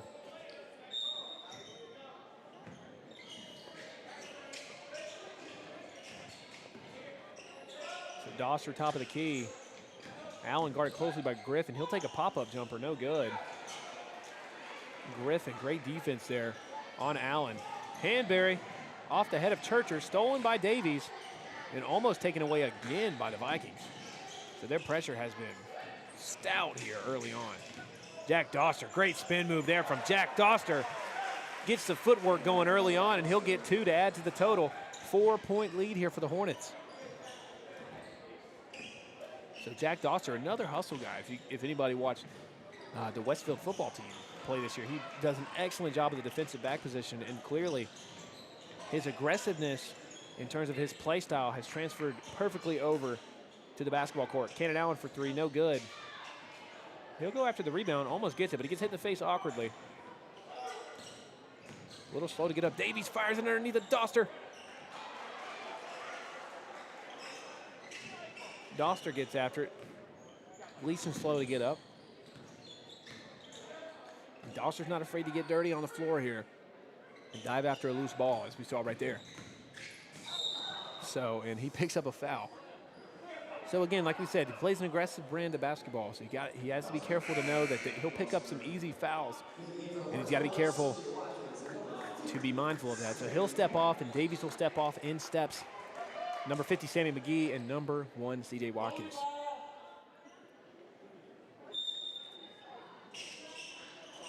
Watkins is another guy to watch for this Hornet offense. A really good, shifty guard. He's got a great layup package. And overall just plays a very smart and sound offensive game. It's perfect for this offense that Coach Hardy runs. Smooth with the basketball in his hands as Brett Griffin. That ball deflects off a Westfield Hornet, and it goes in favor underneath for the Vikings.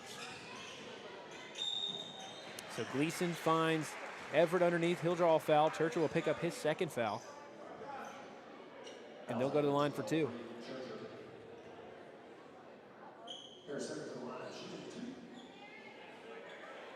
So Harris Everett looking to get on the score sheet here, looking to get 2. 1 at the very least. And cut this lead to anything at this point. So Everett's first shot is good. So Knox Gates checks in, gets a little bit of action here. And off steps Braden Churcher.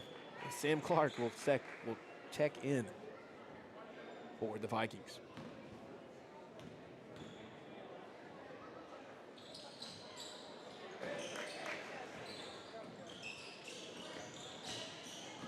So Watkins at the helm here for the Hornets.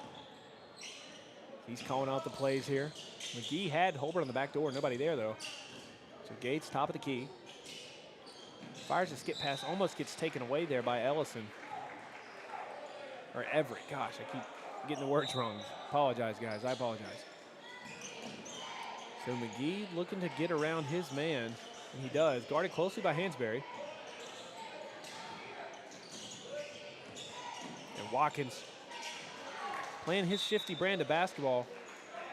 great block there from Hansberry as Watkins goes down hard, but he's up and he's ready for the next play.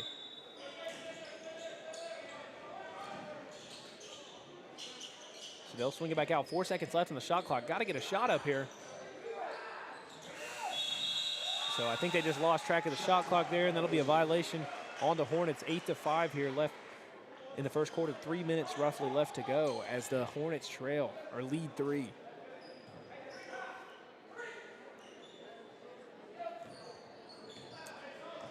So Brett Griffin, top of the key here.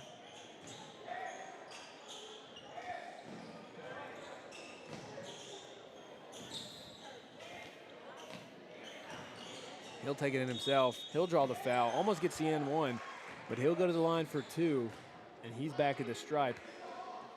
Looking to add to his scoring total so far early on. And again, FPD boys, 8-3 this year under Coach Nix. They picked up a big win against Milledgeville Athletic in their last game. And again, both teams apply pressure early on, whether that be on the offensive side or the defensive side. They're both looking to score quick. They both play a fast-paced brand of basketball. And as we can see already early on, sometimes the high risk comes with a reward, or the high reward, I guess, comes with a high risk, as playing at such a high volume of pressure can yield a lot of foul calls. So you have to be careful if you're Coach Nix and Coach Hardy to tell your kids, like, hey, we're playing aggressive, but also we need to play conservative at the same time in terms of how closely we guard one another. So Watkins, McGee, Holbert, great move there, Gates. Holbert fakes the pass, he takes lane. Look at that play from Ben Holbert. He'll take it, he'll go down, but he'll also go to the line for 2. So Ben Holbert, the smallest guy on the floor. But again, looks are very deceiving here.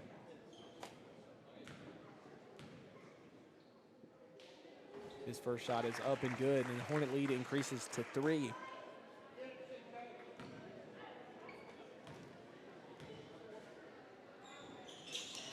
No good. Takes an awkward bounce. Almost rebounded by McGee. Griffin had him in deep. Just holds off on the pass. Hansberry says he'll take it. And he gets the and one. Jones Hansberry taking it himself to the rim with a chance to tie it here from the stripe.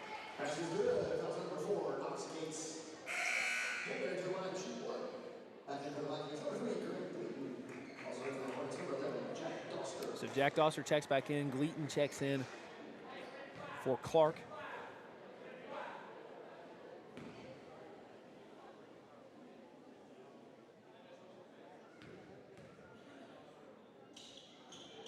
So that second shot there from Hansberry is good, and the game is tied at 9.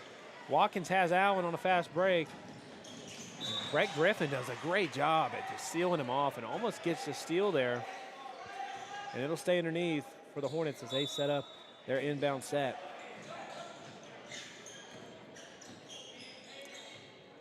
So the Vikings running a little bit of a high 2-3 here. Very reflective of, or very similar, if I will, of how the Hornets play defense as well. They run that high 2-3 zone almost the way they run it. It looks like almost like a 1-3-1. Not sure if that's what they're going for, but that's what it looks like. Watkins has Doster down low, nobody home. So 3 seconds left on the shot clock. Allen just puts one up. No good. Doster gets after it, almost gets the board. And it'll be going in the direction for the Vikings. And another personnel change here for the Vikings. Churcher and Davies check in off-step Gates and Allen. So the Hornets going a little bit of a heavy look here on offense, just looking to get rebounds and to force it down low. They have a bit of a size advantage against this smaller FPD team, especially with some of the guys in the backcourt, or front court, excuse me. Brett Griffin pulls up for 3, his first of the night, and it's nylon. So straight net there from Brett Griffin as the Vikings take the lead 12-9, up 3. Davies finds Matt McGee. McGee will get after it. He is no good on the shot, but he will go to the line with a chance to redeem and replenish those shots. So Harris Everett will pick up the booking, and McGee will go to the line with a chance to get 2.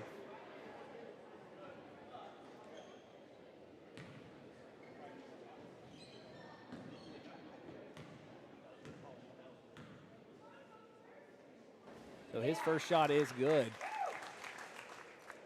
The first bucket there for Sammy McGee.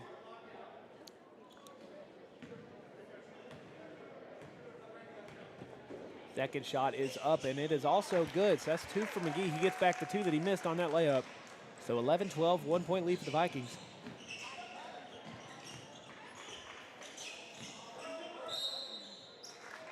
So referee sees the tip off of Griffin, and that will be Hornet ball. Great defense there from the Hornets. So fresh face here for the Vikings, number 12, Stroud Napier. He'll check in for Roper, and Ben Holbert will step in for Doster. Holbert almost fouled there. Got to look for a man. Picked up his dribble early. Had him backdoor, but Churcher didn't see it. Watkins back to Churcher. Churcher for 3. No good. Watkins almost comes up with the board, but nobody home for the Hornets down low. Everett. His pass is deflected out of bounds.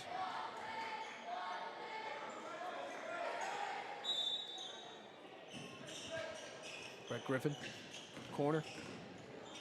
He'll take a fall-away jumper, top of the key at the free throw line, and that's good for 2.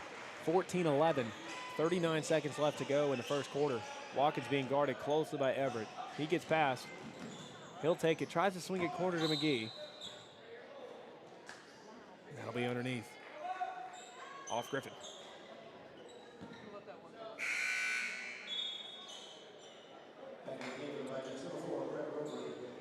So Brett Roper checks back in for Everett. Holbert has Churcher. Holbert in the corner. He takes his own 3, and he's good. We know Ben Holbert. We're very familiar with his capabilities as a three-point shooter. Had a clutch three-point buzzer beater against Southland early on in the season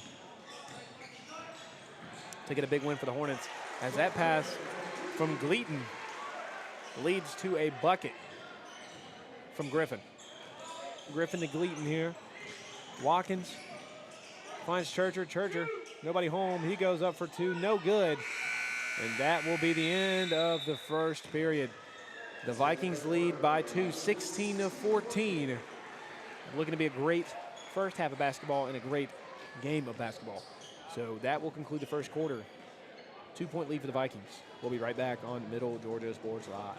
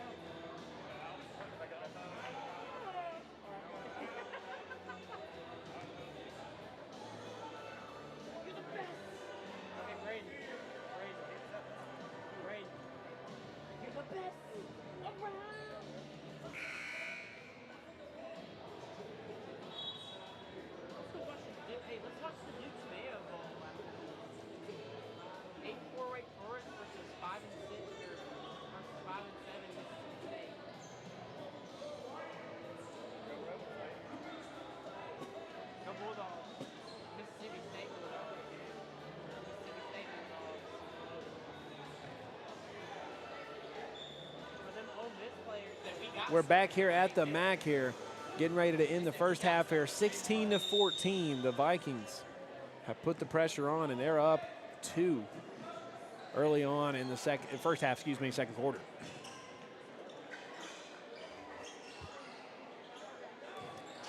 So Brett Griffin again, already kind of showing his prowess as an offensive threat. Got 5 points already. Has a three-pointer, he fakes a pass, he'll take another 3, no good. Watkins, another scramble for the rebound. Watkins gets it, and he'll stay with it. He finds Cannon Allen. Cannon Allen will take it around, and that'll be 2 for the Hornets. 16-16 here. So that bucket ties it up for the Hornets. So Cannon Allen has been really the main offensive contributor so far early on for the Hornets as that ball gets away from Griffin. Gleaton swings it to Brett Roper. Hansberry. Top of the key, Roper. He's going to take the lane. He had the lane. Almost gets it taken away. But he recovers and gets two. 18-16. Vikings retake the lead. Another lead change here. And this is starting to be getting deja vu from the girls' game. A plethora of lead changes. But that also leads to an incredible night in games of basketball as Watkins' attempt is no good and off. Brett Griffin. Really been the captain again of this offense. You can't help but call him out when you see him on the floor because he is really the guy that they go to when they need a bucket. So Stroud Napier open in the corner, calling for it. Gleaton will take a three deep. No good, rebounded by Churcher. And Holbert flying by. He finds Allen. Allen fakes it, takes baseline. Another offensive foul on Cannon Allen. That's his second offensive foul in the first half. So FPD, we saw it a little bit in the girls' game. They're not afraid to take that charge and step in front of the ball carrier. And honestly, taking one for the team sometimes is what you got to do here. And sometimes it pays off, sometimes you don't really see the benefit of it. But that time they reap the benefit as they get the charging violation and they get the ball back with a chance to score. So 18-16, Greg Gleaton. Almost fouled by Allen, had to be careful. Churcher's got lane, and he'll take it up for two. And now we're tied again, 18-18. Holbert almost gets a steal. Gleaton pull-up jumper. No good. Watkins being pursued heavy there by Jones Hansberry. It'll be a jump ball and Hornet ball.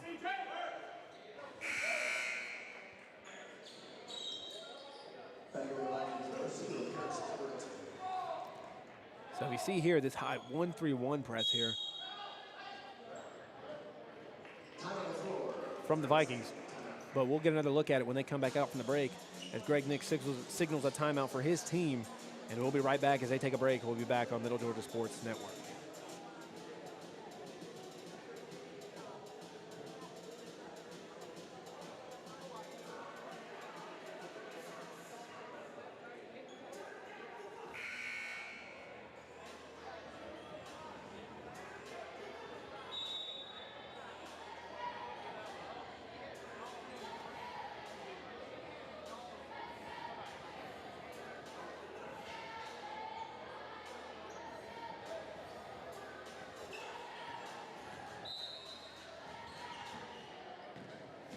So we're back in from the break at the MAC. Cannon Allen. Oh my goodness, he takes it wide. He'll pick up a foul call. So not, at least from what I saw, I didn't know if that was a foul. I would have called a traveling violation on that first, but I'm not on the floor calling the game. Got to let the referees handle it. All I can do is sit back and watch and complain whenever they do something. I don't know. So that shot's no good. Rebounded by Churcher. So shot clock is back at 25 seconds off of that rebound. Nobody there for Watkins. So he's calling a high play here, Coach Hardy. 10 seconds left to go on the shot clock. They got to get something up here. They need something. Churcher, short corner. His shot's no good, but Watkins gets another rebound. Nobody there, but it's stolen by Roper. And Roper takes lane, and he's got plenty of daylight. As Hansberry takes it in, he'll pick up a foul. Holbert will. And Hansberry will go to the line for two. 18-18, 4:58 left to go here in the first half. So Hansberry, another one of the key players on this FPD offense, or just team in general, leads the team in rebounds. And you can definitely see that. It's reflective in his play. He's a hustle guy. He'll get after it. He's a guy that you're saying, hey, go get a board for me, and he'll do it. And that's why he's getting the hustle points. He's getting to the line because he's forcing the other team to make a mistake by fouling him. Because if he can knock down free throws as he's doing, he's clearly a threat. So both shots are good there for Hansberry as the pass is in. Again, Sammy McGee checked in for Doster. They got to be close not to get a violation here as they get it past half court. McGee finds Davies. Davies for three, and it's good. Maddox Davies. Kind of an unfamiliar shot there from Maddox Davies, but he gets it to go in. Not primarily known as a three-point shooter he is, but he knocks one down. And hey, you can't really complain. If it goes in, it goes in. But it's a little surprising to see a big man shoot a three. However, in today's game, the big man has to be such a versatile position now that they're asking of big men to do so much more than what was typically required and was traditionally required from a big man. And if you watch old clips of basketball, you can see how far the big man position as a whole has come. Really, it's become more of a combo guard at this point.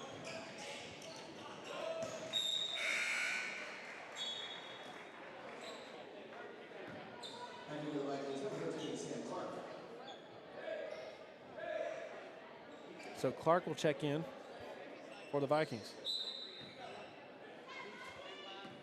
So we got 4:25 left to go and counting. 21-20 Hornets lead one.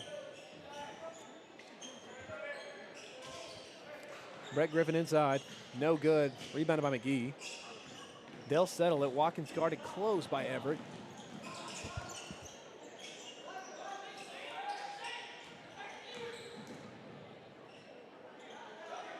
Watkins with a three of his own, no good. Almost rebounded by Holbert, but comes up short. Griffin up top. Nobody there for FPD, but somehow Everett finds a guy. It's Hansberry, but he's no good. So Hornets will pull it back here on this fast break as they don't have numbers possession.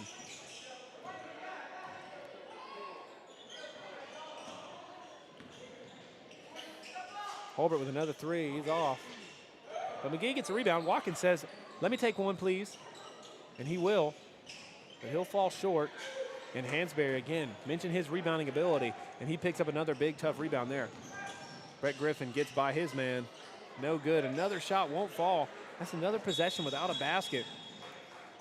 So traveling violation there on C.J. Watkins. And Doster will check in relief. He'll come in for Maddox Davies. So still 21-20. Haven't had a bucket since that three-point shot from Davies. Knox Gates will check in for the Hornets. And Ben Holbert will check off. Or step off, excuse me.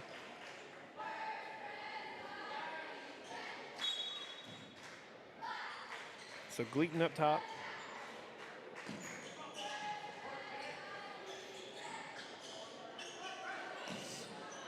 And the Hornets are playing that high 2-3. The wings down low, Knox Gates especially, playing up high, so that leaves another man open, and that's Everett. Of course, playing that down low position at the wing, you got to be careful not to come up too far, and you got to kind of stay home in between. There's kind of like that halfway spot, whether it's staying home or overextending to get that steal on the pickoff. And sometimes it doesn't pay off, other times it does. But in that case, it doesn't, and they get the bucket. But nonetheless, that basket is negated by that shot by C.J. Watkins. 22-23 here. 2.5 minutes left to go in the first half. So deep three there from Clark. And it's no good. It catches the air. And he'll be out of bounds. Hornet ball.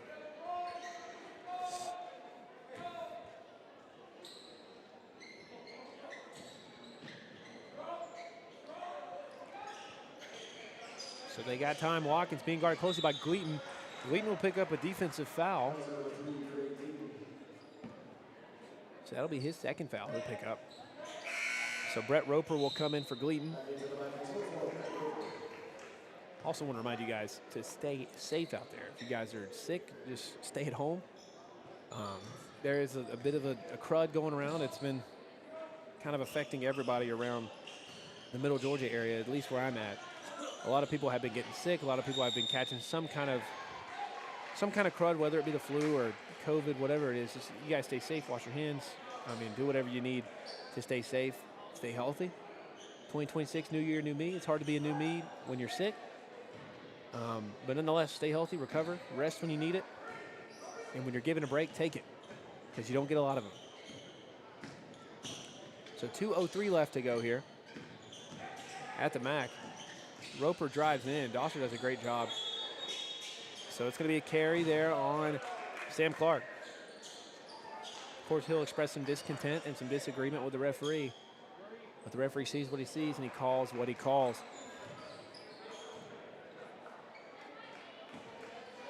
So 1:55 left to go in the first half.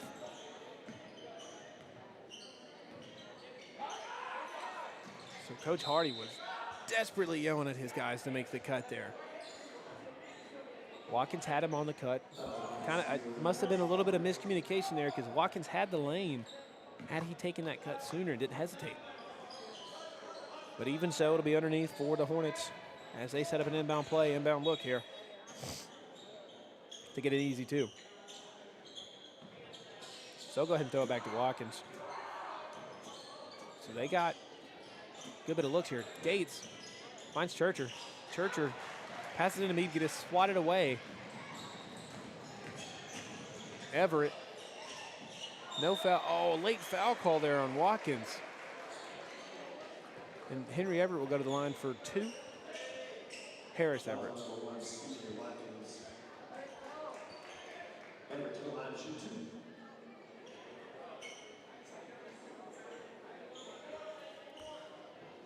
Harris Everett looking to get a bucket here. 2 points. 1 ties, 2 takes the lead. First shot's up, it's good. That's 1 to the total there. Again, 1:30 left to go in the first half. Second shot's up from Everett, no good, takes an awkward bounce. And it's rebounded by McGee, and the Hornets are in transition. Watkins takes a bit of a jump pass, and that's going to be a foul on Jones-Hansberry.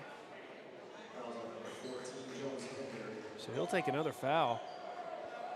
And again, Hansberry playing that role of kind of an enforcer rebounder type guy.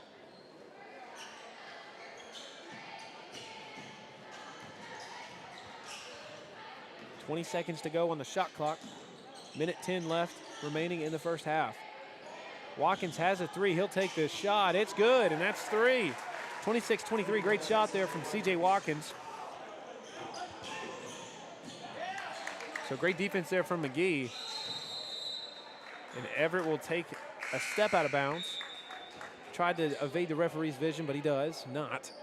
And Davies will check in for Churcher.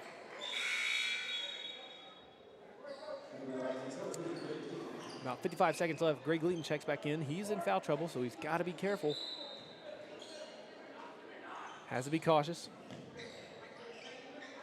So Gates has it here up top. Doster looked deep for the pass, but held off. McGee will take it for now. Watkins had the shot, was in stride, but he held off again. Doster. Great look there to Davies. Davies gets a 2 in. So great find there from Jack Doster to hold off the layup and to kind of have a little bit of reserve there.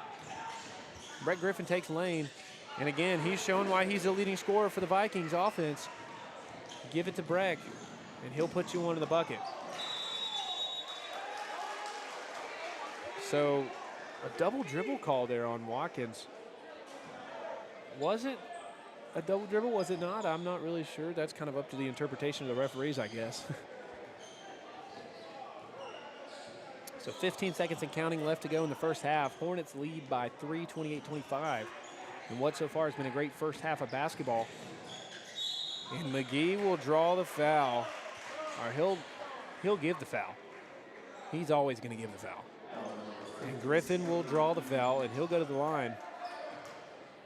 And McGee will pick it up.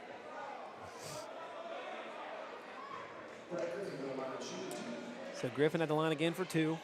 And Coach Hardy pleading his case with the referee, just saying that McGee had his hands up. But nonetheless, that's a bucket for Griffin. 28-26. With this bucket, cuts the lead to 1.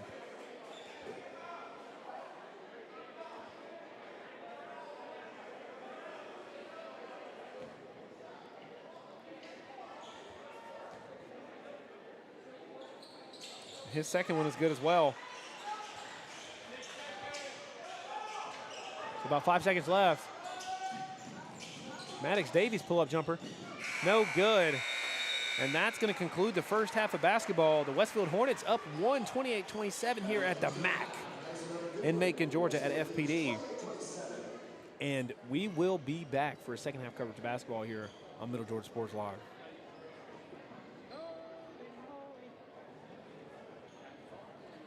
Wake Forest turned their kickoff.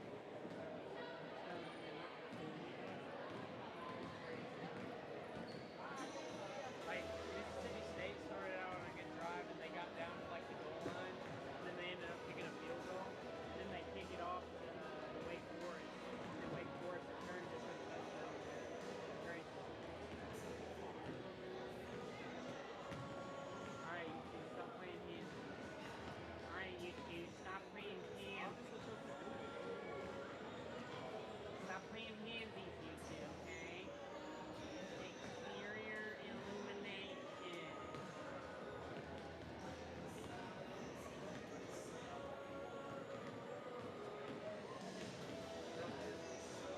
Yeah, I think it's supposed to be raining right now. Yeah! Ah! Take me to the! Take me to the! Take me to the! Take me to the! Take me to the! Take me to the! Bro, what you know about going to get Mexican?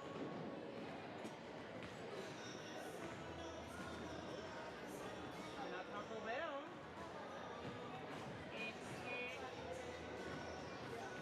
I know. Taco Bell. Crazy. Man, that man Carson Beck got a rematch with them Ole Miss Rebels. Man, Carson Beck, man. Miami this big king what? Carson Beck.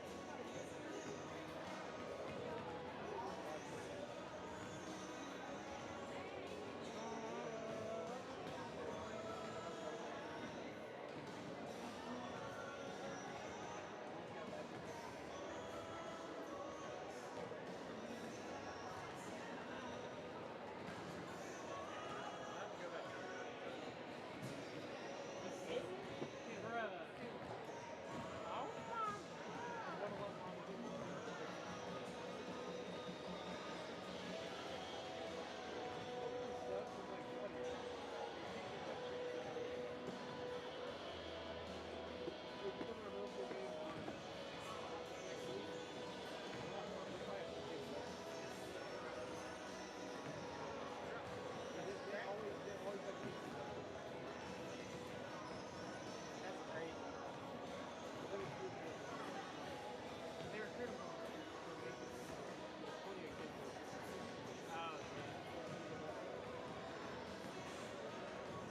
Are they usually that good? Oh, yeah, they usually are at the front. They usually recruit them up for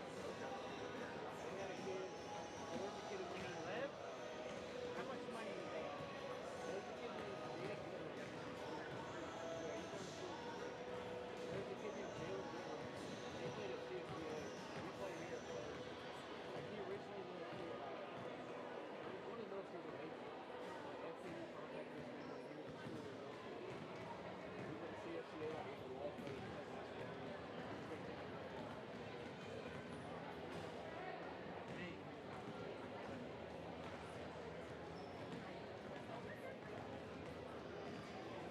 Oh, he lost it. And then he got it. That's crazy.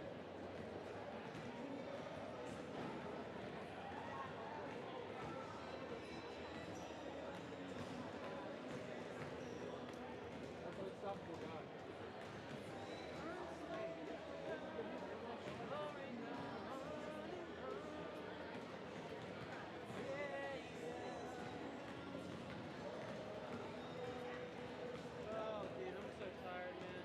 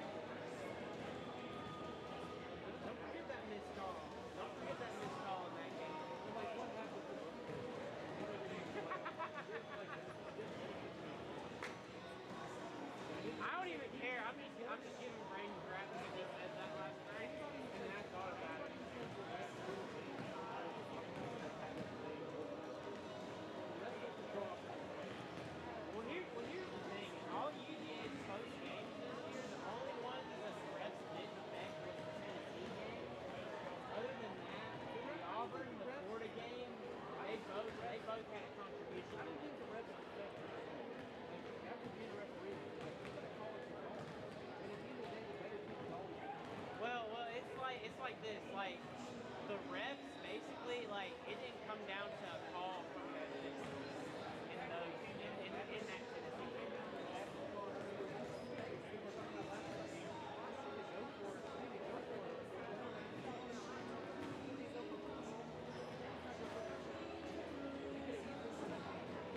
Yeah, well, they should have stuck with running it with double stop.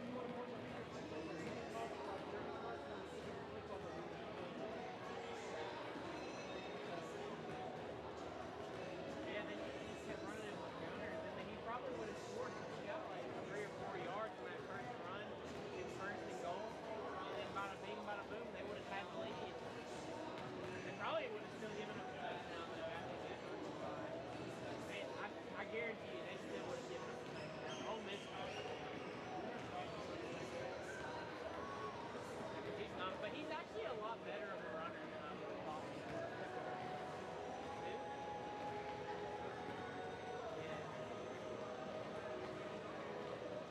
I'm interested to see if he stays or not because I feel like that Brian Puglisi guy might be a good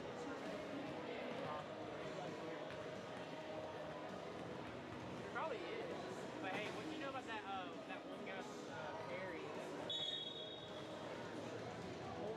Yeah, dude. Dude, he could be the second string next year, probably. Especially with that other. Well, no. They already signed that other top PD recruit, not the one that's flipping the that dual threat guy. They already signed him. So, I mean, he might. I mean, he could still be the third or the second string, but I don't know. I hope Antoine Bell gets starting time next year.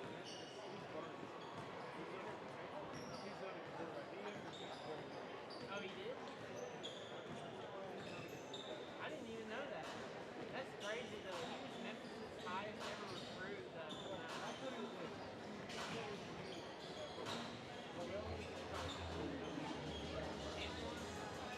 Yeah, well that's what my dad and his uncle were saying. They were like, I mean like, yeah, he's like he was like a 4-star at high school.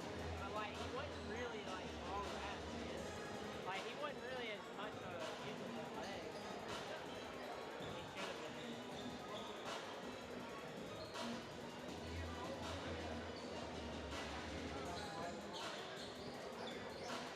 Oh, dude, I can't wait for this game.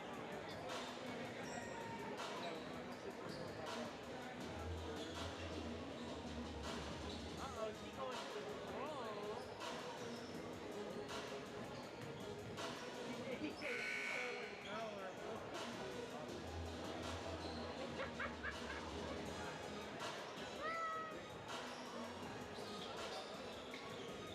Carolina Panthers, baby.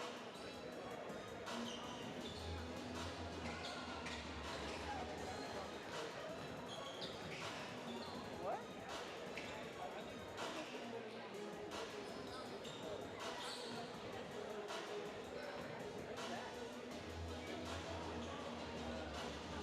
Oh.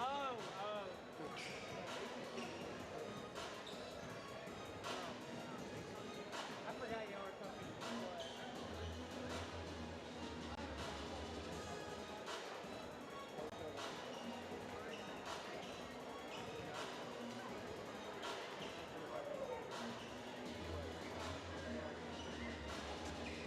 Back here at the MAC. 5 seconds left before we tip off this second half. First half of basketball, really, the way to define it, to sum it up, was just pressure as the Hornets and Hardy and the Vikings and Knicks put together great offensive and defensive possessions to stifle any offensive attempt from both sides. And ultimately, it's led to what's been such a close game, 28-27, as the Hornets trail or lead by 1, Vikings trail by 1. As we get this second half started, Greg Gleaton will take it up for the Vikings. And Brett Griffin has already established himself as an offensive threat, not only early on in the season, but in tonight's game. And it's evident of his contribution. His contribution is evident as he'll pick up an assist there on that back basket. Oh my gosh, that basket there by Brett Roper. Words are tough, ladies and gentlemen. It's late in the evening. but we're here to give you the best quality stream that we can give you. 7:22 left to go in this third quarter. 28-29 Hornets. Trail by 1. Great dump in there from Churcher. He looks for Dossard, but great defense contested by Griffin. Brett Roper cross court skip. Great play from Everett. So Harris Everett gets in the spin cycle there, the laundry machine, if you will, but ultimately comes up short. And Coach Nick's yelling for this press 1-3-1 look. It's a high-risk, high-reward press. Not the easiest press to break. And Cannon Allen spot up 3. No good, rolls off the rim. Hansberry with the outlet pass to Roper. Roper will take it. Kind of an awkward landing. Look for a foul call, nobody there.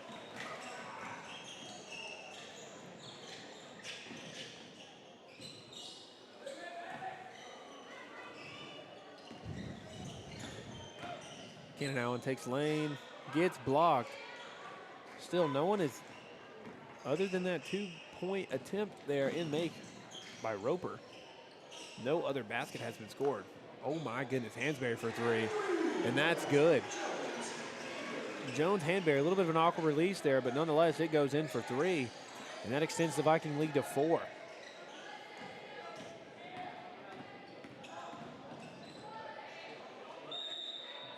That ball is out of bounds in favor of the Hornets, and the Viking fan base are vindicated through that call by the trail official. He saw it go off the foot of the Vikings, or of the Hornet defender, and it'll be Viking ball. So 5:54 left to go. Vikings lead by 4. They were trailing at the start of the second half. Everett for 3. Or not Everett, Brett Griffin for 3. That's another 3-point bucket to his total. Timeout called by Coach Hardy. And he's going to tell his team exactly what he wants to tell them in terms of how to respond to this pressure and how to put together an offensive drive. And Coach Nix is going to tell his guys to stay calm and maintain this lead and keep playing their brand of basketball as they've been doing early on in this second half. So they're going to take a break, and we'll take a break with them, and we'll be right back on Middle Georgia Sports Live.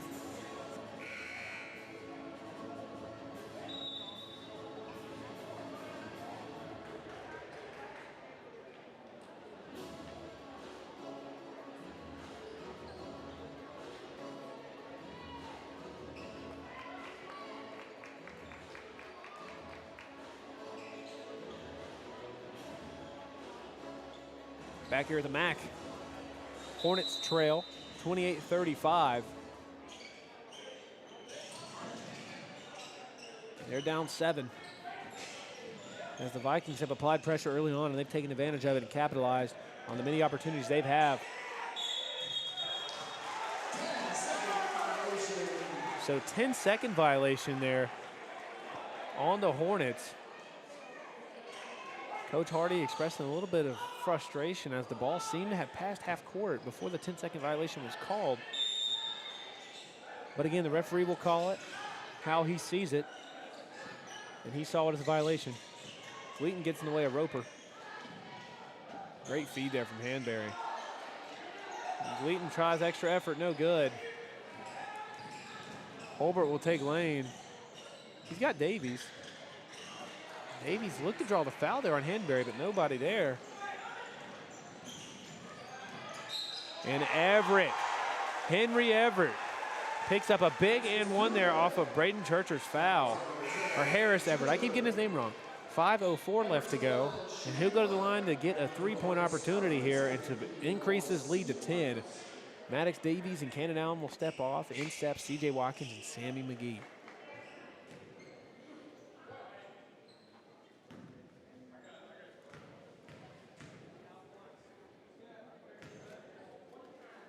Everett shots up. It rolls off the rim awkward, no good. So Churcher comes up with the board. Hornets are trying to push the pace here, but the Vikings are not giving an inch.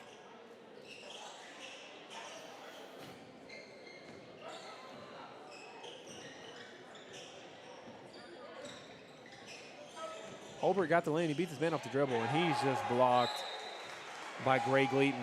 So Gray Gleaton comes up big with a nice rejection there on Ben Holbert's attempt. So 14 left on the shot clock, 4:41 on the game clock.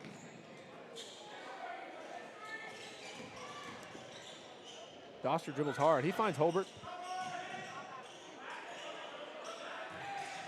They got to get a shot off. Holbert for three. No good. So Brett Griffin gets a rebound. He's got a three-point shot. He just pulls one up. No good. Rebounded by the Vikings. Roper. No good. Big tumble there. Went bowling out there. So Hanbury goes down hard, but he gets up. Davies and Allen are checking back in. And off steps Doster and Churcher. So 4:09 left to go here in the third quarter. And Sam Clark checks in for number 0, Harris Everett.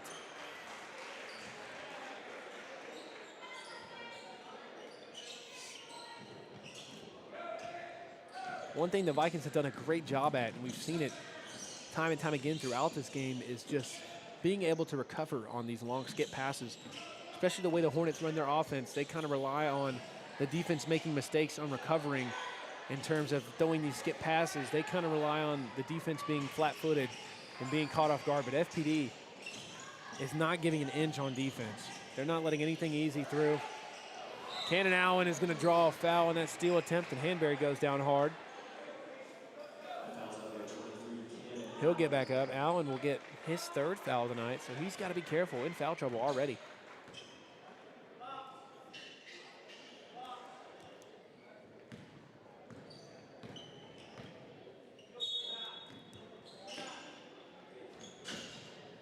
So into Gleaton.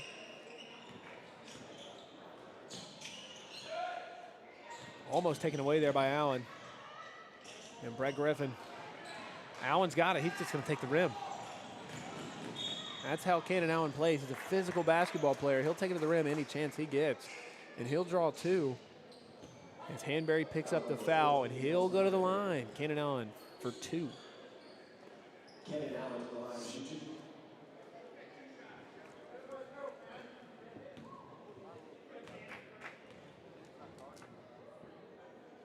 So his first shot is no good.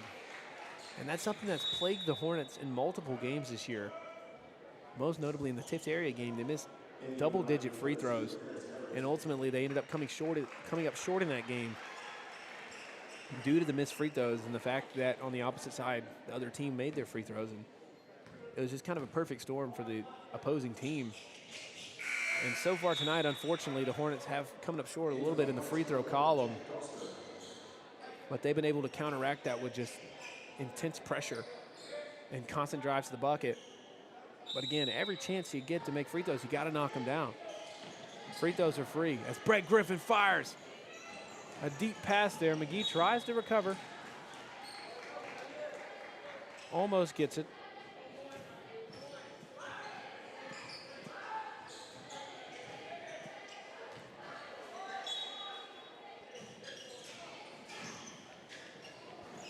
Brett Griffin. Harris Everett. He has a shot.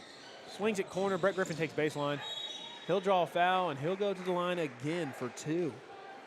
So Brett Griffin, already been to the line multiple times tonight, will find his way back to the stripe in hopes of knocking down two to add to this total.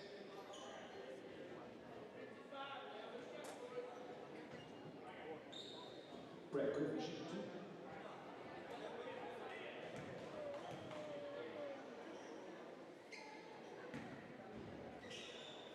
So Griffin at the line again tonight for the Vikings. His first shot's up, no good. Back iron.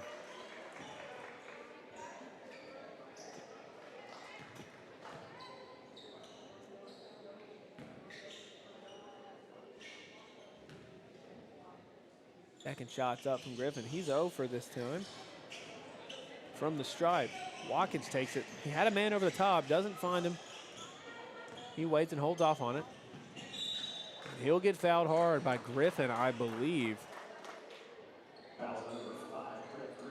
So it will be on Brett Griffin. Be on the floor underneath for the Hornets. Looking to convert here on this opportunity. Watkins fakes his three. Finds Holbert in the corner. Holbert no good. And they're calling for a trap, and they get the steal. So an off-ball foul on the rebound putback attempt on Watkins. It's going to be on number 0, Harris Everett. He'll pick up a foul there. And Watkins will go to the line with a chance to pick up 2.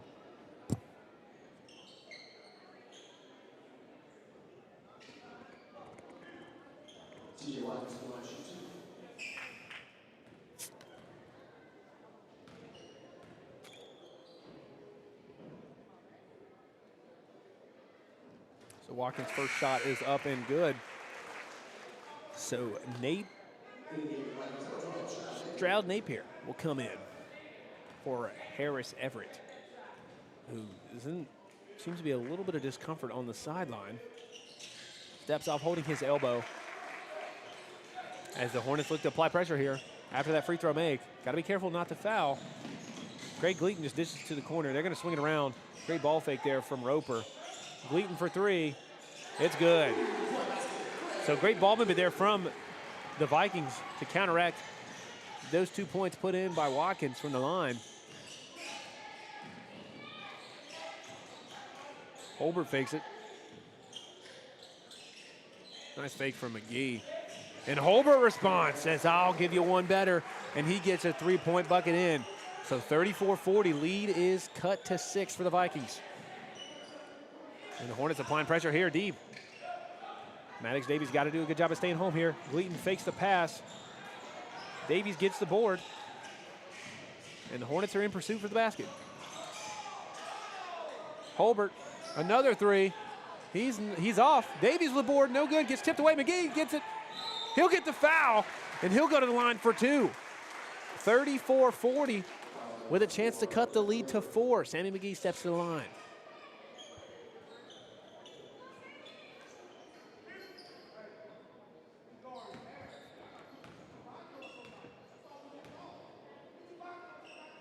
So McGee's first attempt is good. Churcher is going to be stepping in for the shooter. So he'll come in for McGee once the shot, if it goes in. And Brett Griffin stepping off for the Vikings. And Jones Hanberry comes in for Brett Griffin. So if you're the Hornets, you're looking to get the pressure applied and to get the buckets in quick with Brett Griffin being off the floor. Obviously, Griffin is their leading scorer. So if you're the Hornets, you're looking to take advantage here. So Watkins and Doster. Davies has got to stay home here. Missed a traveling violation there on Clark. Clark's in the corner. Davies, good defense there from Maddox Davies. And Jack Doster gets taken down hard, but he gets right back up. And that foul is going to be on Jones Hansberry. So he'll pick up another foul, and the Hornets will go into the bonus with a chance to cut the lead to 2 here with these free throws by Jack Doster.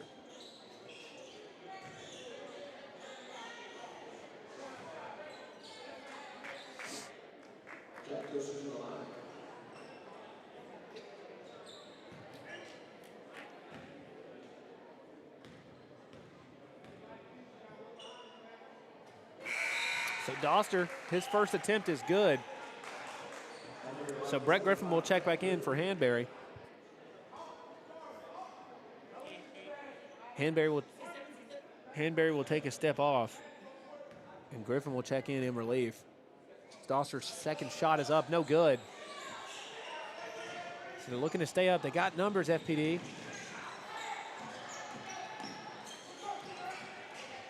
Great ball movement there. Gleaton for 3. No good, he's off. Churcher with a rebound. Looking to push the ball quick here. Oh, Watkins tried to fire it in. Almost got it there to Holbert. Great vision there from Watkins to fire that pass ahead of Holbert, but a little bit too far ahead. And it's going to be a turnover for the Hornets.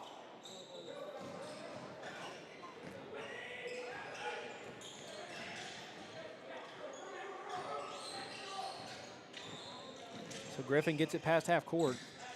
The Hornets still doing a great job at applying pressure here down the stretch in the third. So Griffin takes a little bit of a step there, doesn't get the bucket to go in. Watkins, he finds the lane. No good on the reverse. Tried a little bit of mastery there from underneath, but doesn't get it to fall. Sam Clark finds Brett Roper. No good, Brett Roper. No team has yet to score yet. It's been about a 2-minute scoring drought. As we're locked in, 37-40 here. 30 seconds left to go in the third.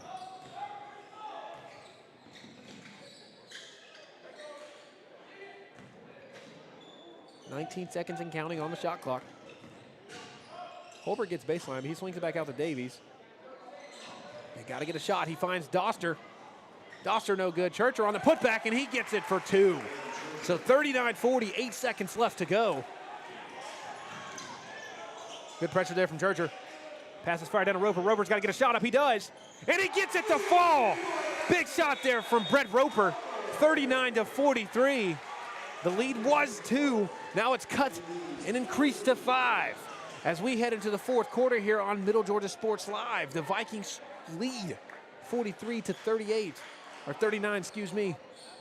It's going to be a great fourth quarter of basketball here on Middle Georgia Sports Live.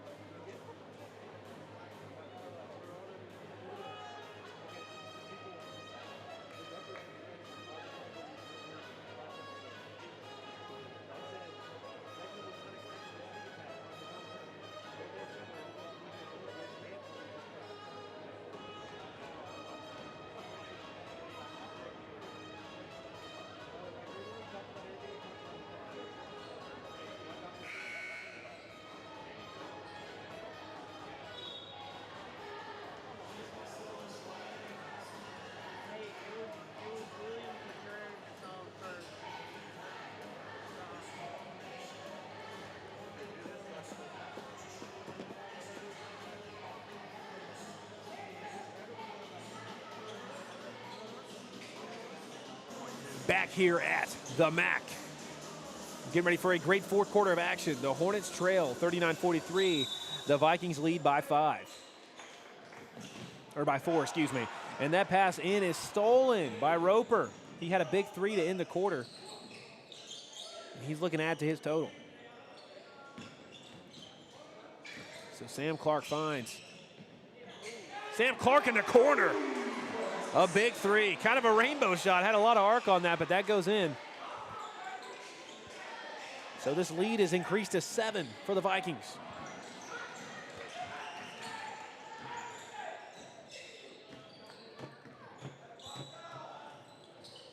Roper up top guarding Watkins close. Holbert calls for a screen, nobody there. 14 seconds left on the shot clock. Ball gets away from Watkins. Loose ball foul. And it's going to be on number 12, Stroud Napier.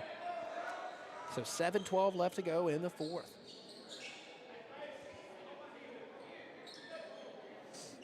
The Hornets look to regain this lead. And that passes in to Davies. Churcher at top of the key. 20 seconds left on the shot clock. Holbert just takes lane. He does a good attempt at trying to get it to go in, but it doesn't fall. And Gleaton takes it in pursuit. Great find inside. No good from Napier.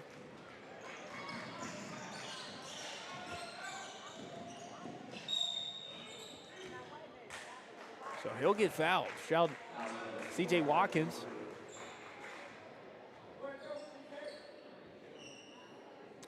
So C.J. Watkins goes to the line for 2. Looking to cut this Viking lead. Chop it at the legs, if you will. Cut into it shortly, but surely.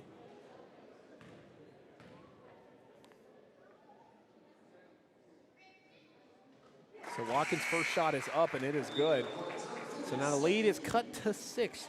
And Braden Churchill will step off, and Sammy McGee will come in relief.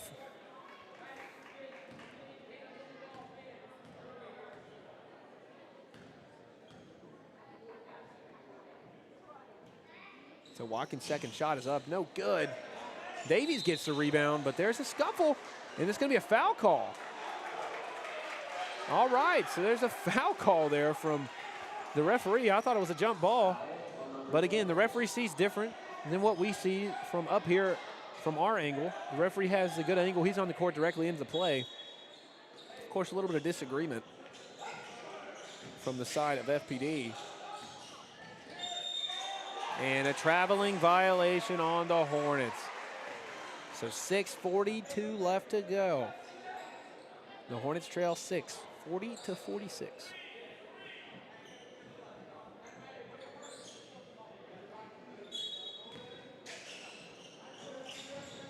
That passes in. Brett Griffin has the lane. He's going to find Roper. Gleaton thought about a three, doesn't take it, stays home. The Vikings have done a great job on offense tonight, remaining patient and reserved. 15 seconds left on the shot clock. Gleaton tries an awkward reverse layup, but doesn't get it to fall. So it'll be in for the Hornets. Got to get it in quick. McGee's running point here. Got to get some work here. Davies finds Holbert. Nobody home. Allen in the corner. So the no basket, the foul is on the floor. On the floor, number 13, Sam Clark. So that foul will be on Sam Clark. He'll get booked for the foul. So Churcher and Doster will come in. They'll come in relief for McGee and Davies. And I can't imagine both of their nights are not over yet. That shot's up by Churcher, and it's good. So 4-point lead now for the Vikings, 42-46. And it's going to be a foul on Cannon Allen. So Cannon Allen has his fourth foul, so he's got to be careful here. Especially with him being an offensive threat, the Vikings are looking to take him out of the game by putting him in foul trouble. As that ball's into Roper. Roper fires it. It's stolen by Churcher, but it's picked up again by the Vikings. And Gleaton has an easy layup underneath, and he gets it. So the Hornets have got to do a better job of holding onto the ball there when they get a turnover.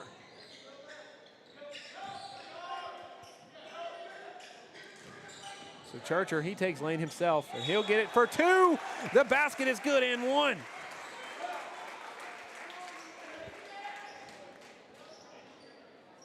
So Churcher goes to the line, looking to convert for three.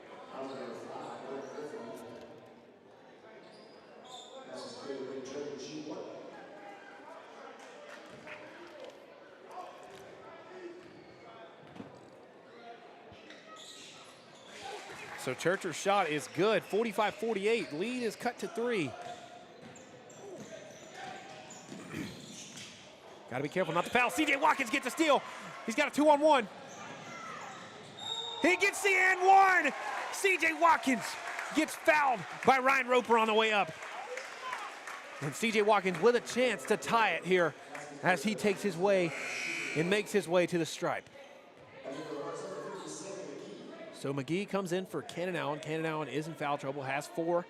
So he's got to be careful. I know Coach Hardy is telling him, hey, you got to play aggressive, but also you got to play reserved at the same time. So you got to find that perfect balance if you're Cannon Allen, just so you don't get into too much foul trouble. So Coach Nix will call the timeout as Watkins will go to the line after the timeout ends. While we're here at the break, again, mentioned it numerous times tonight, but big shout out to FPD for allowing us to come in early and film this game and just to get great footage overall tonight. The girls game and the boys game have both been excellent. And again, shout out to the FPD staff, shout out to the teachers, the coaches, the administration, from everybody from the top down. Everybody has been so gracious and kind to us here at Middle Georgia Sports Live as we've set up, as we've come in and introduced ourselves. They've done a great job at just being hospitable tonight, and we want to tip our caps to them as they've been incredible tonight for us. And again, we will extend our thank you to them as they've been so welcoming to us. But also to our Westfield sponsors as well. BCI Insulation, Houston Health,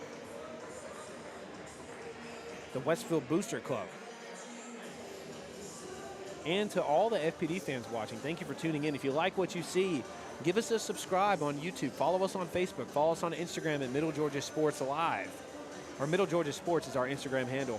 Follow us on Instagram, Facebook, and YouTube at Middle Georgia Sports Live for all your coverage of sports in the Macon and Middle Georgia area and all the heart of Georgia. So that bucket is in for C.J. Watkins, and now the lead is diminished for the Vikings, as it's now tied at 48. Gleaton almost gets the ball taken away. Got to be careful. Sam Clark takes lane.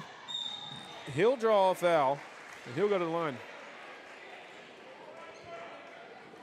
Again, if you like what you see, give us a follow on Instagram. Our Instagram handle is Middle Georgia Sports, or Mid Georgia Sports, MIDGASPORTS. Facebook handle is Middle Georgia Sports Live. YouTube also is the same. Give us a subscribe. Give us a follow. Give us a like. Tell us what you like. Tell us what you don't like. We're always looking to improve our quality of streams and what we can bring to you. We're looking to bring you the best that we can bring, and we're always looking to up our quality and to improve every aspect of our stream from the bottom to the top. So 4:59 left to go. First shot by Clark is no good. Second shot is good. So that will give the Vikings the lead again as they're up 149-48. McGee fakes high.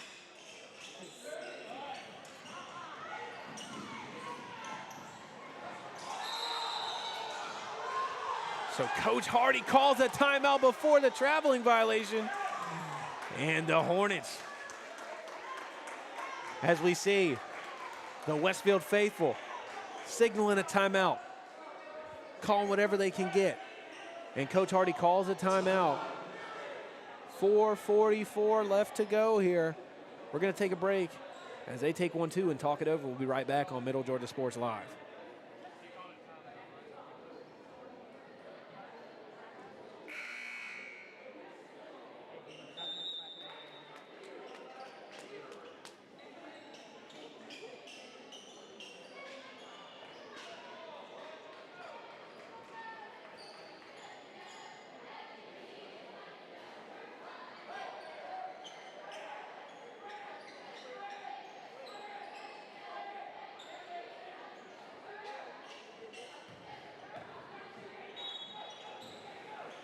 Back here at the MAC. Fourth quarter action, 4:43 left to go. Hornets trail 48-49. Vikings lead 48-49 by 1. Picked off by Jones Hanbury. McGee in pursuit. No foul there, but the bucket is good for Jones Hanbury as the clock continues to wind down. 4:25 left to go. The Hornets are looking to put something on the board here. Watkins fumbles it a little bit in the corner. He saves it. Looks at the corner for Holbert, and it goes out of bounds. So 4:18 left to go. Critical, crucial turnover there for the Hornets. How will they respond as the Vikings continue their pressure pursuit? Look to increase this lead. Sam Clark. Nobody home. Napier gets fouled by Doster. And Napier will go to the line for 2. Jack Doster will pick up another foul.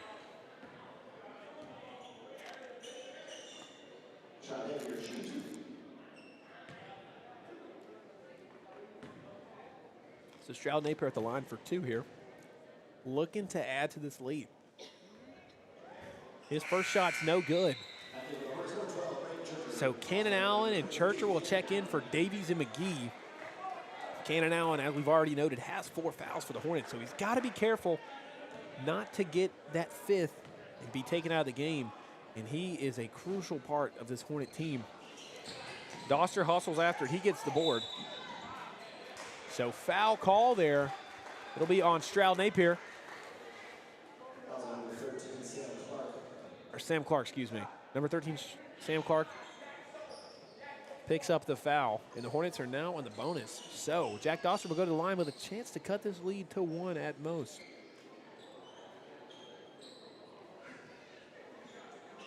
Hornet shot, don't want to jinx them, but they've shot a pretty good clip from the stripe this evening. And there's another one to add to the total here. So Everett and Roper will check in, and off steps Clark and Napier. 49-51, 4:03 left to go. The Hornets trail by 2, looking to decrease it to 1 with that made free throw, and they do. So 50-51 here at the MAC. The Vikings lead by 1. So Jones-Hanbury finds a cutting Everett, and Everett gets it to fall. Doster almost picks up the block, but he's a little short on that attempt. 3:45 left to go. Still a 3-point game, 1 possession. Watkins, the FPD's done a great job at just being able to recover on these long skip passes from the Hornets. Cannon Allen, no good. Saved by Doster, but it's picked off. Greg Gleason has Roper, and that's 2. So 55-50. Coach Hardy will signal a timeout for the Hornets. They're going to take a break, and we're going to take a break with them as they talk it over and discuss late game strategy here down the stretch. We'll be right back on Middle Georgia Sports Live.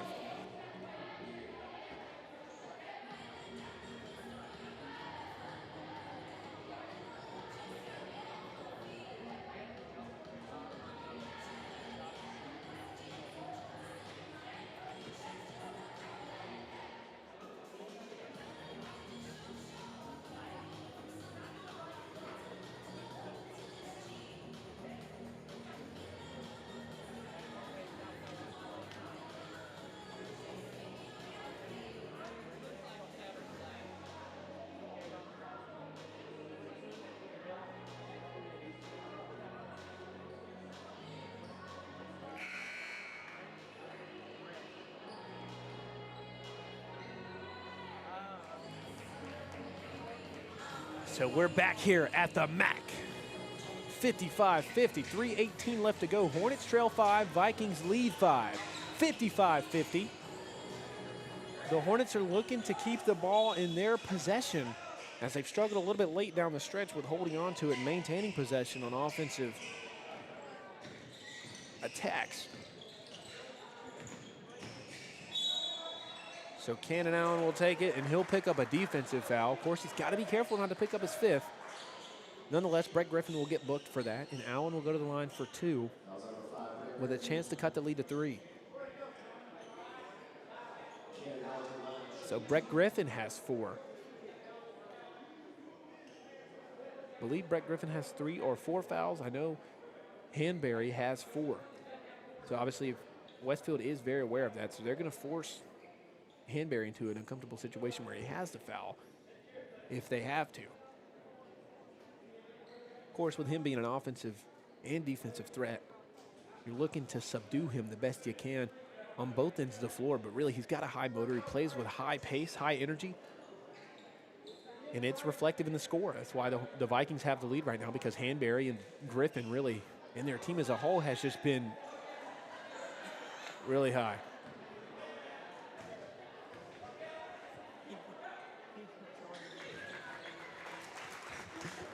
So Coach Hardy signaling 6'7", doing his best impression of an Instagram influencer. And regardless if it's a good luck charm or not, the 2 free throw shots go in, but there's a man back. Everett almost gets it taken away. And what a great play from Roper. You got to commend the effort there. Ryan Roper, or Brett Roper, excuse me. Brett Roper making a great play. Gets an amazing offensive bucket. So 2:50 left to go. Churcher takes lane. Doesn't pick it up. It's an offensive foul on Churcher. So 2:46 left to go. 5-point game. Hornets trail 5, 52-57. And Sammy McGee will come in off steps Churcher. 2:46 left to go. 5-point game. Hornets trail. And Vikings lead. Griffin looking for somebody. Doesn't find anybody. Forces to go sideline. Griffin takes lane. He'll pick up the foul. So 2:38. Griffin will go to the line for 2. And I know that towel has got to be putting in work. It's been all over the floor tonight, wiping up sweat. Again, there's a lot of people falling today in tonight's game. There's a lot of hustle being exhibited from both sides of the floor. So Cannon Allen picks up his 5th foul, and he is out of the game.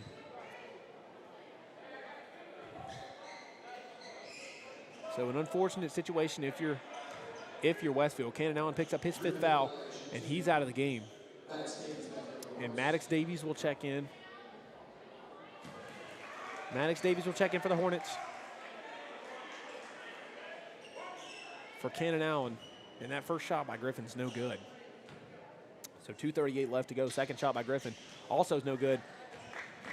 Almost a little miscommunication there for the rebound, but the Hornets have it in their possession. 5-point game, 52-57. McGee, nobody there. Got to be careful not to hold on to it long. 17 seconds and counting off the shot clock. Shot from Watkins. No good, but Holbert gets the board. That's a helpful shot. McGee thought about the 3, finds Watkins again. Holbert, no good from deep.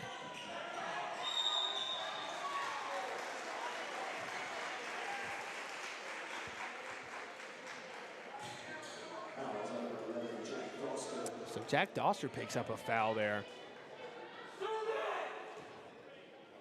And now to the line. Steps number 14, Jones Hanberry. Another familiar sight. If you're a Viking fan, Hanberry and Griffin been shot the most free throws tonight for the for the Vikings, excuse me, but they've also been the most fouled Vikings players tonight.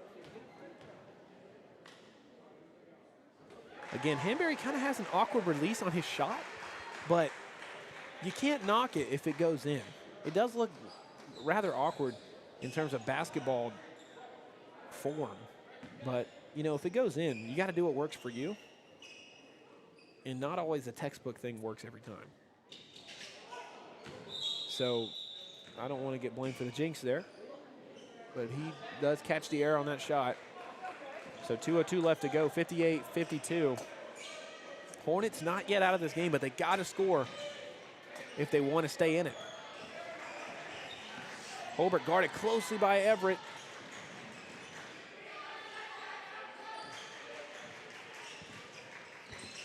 Holbert. Watkins gets booked for a traveling violation. So 1:46 left to go here. Man open, man deep too. Doster almost picks up a steal. Gleaton. And a traveling violation on Jones Hanberry. So minute 38 left to go here in the game. Shot clock resets. They got to score if you're the Hornets. You got to look to get a bucket here quick.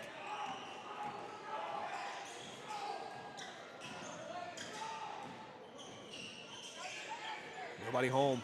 Holbert takes it off the give and go. He takes lane. No good. McGee gets down and dirty on the board.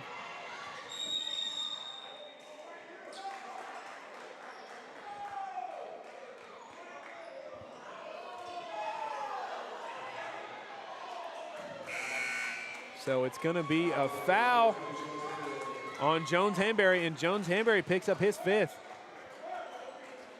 And Jones Hanberry will exit the game. Big loss for the Vikings. He'll pick up his 5th foul. So big loss.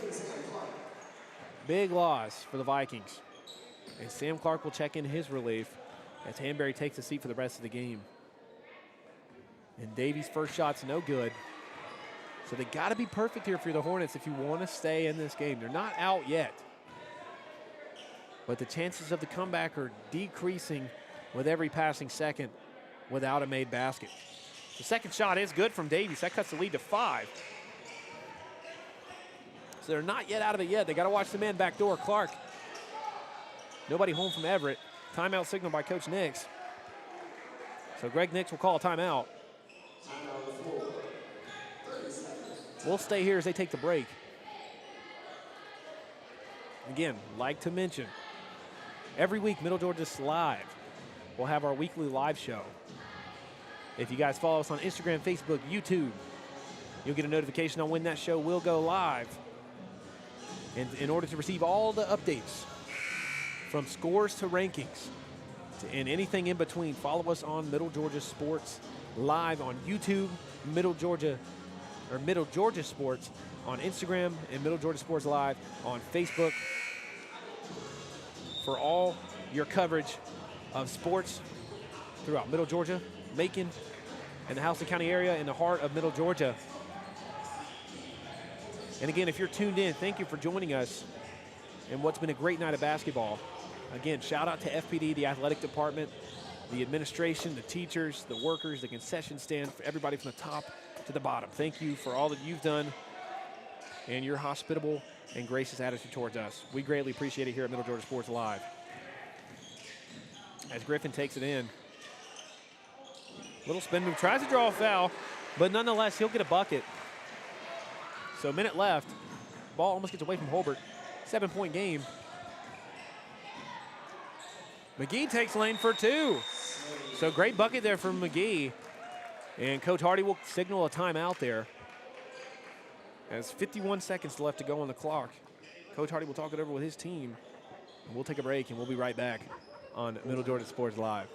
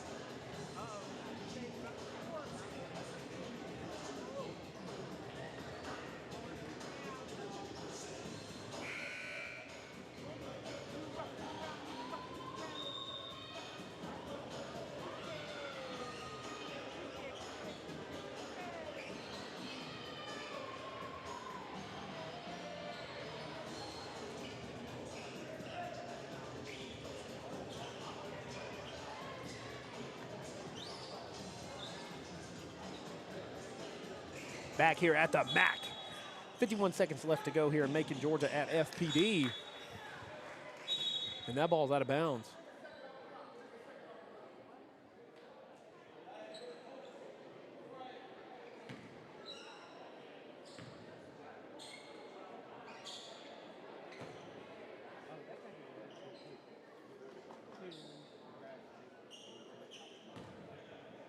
So referee signals for a second to be taken off the clock. So Pat Lambert making his first appearance today for the Hornets. He comes in for Davies. Coach Hardy obviously looking for a quicker kind of personnel look here to force the Vikings into a mistake here, maybe even into a foul. So if you're the Vikings, got to be careful to counteract this. What's a relatively quick lineup here, stolen by McGee.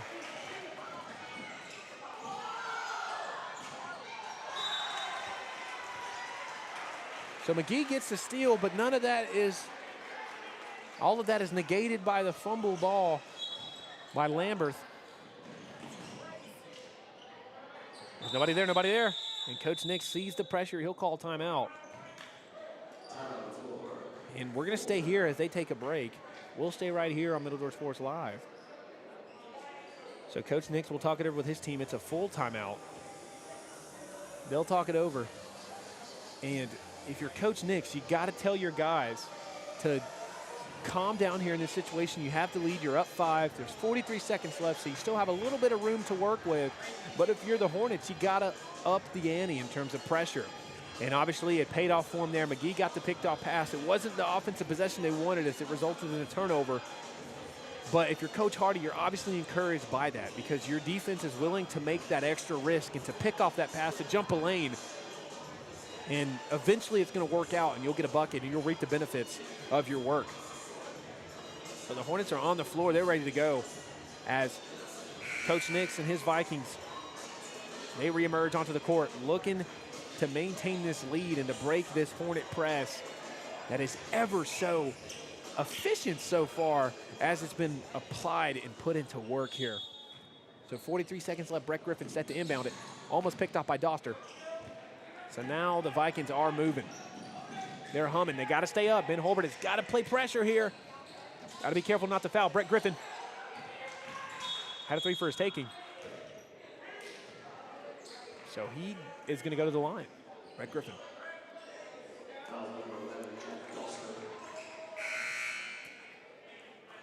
So Brett Griffin will go to the line for 2. And again, got to give a shout out to the Towel. Towel's done a great job tonight. So Davies checks in for Doster. Doster will step off.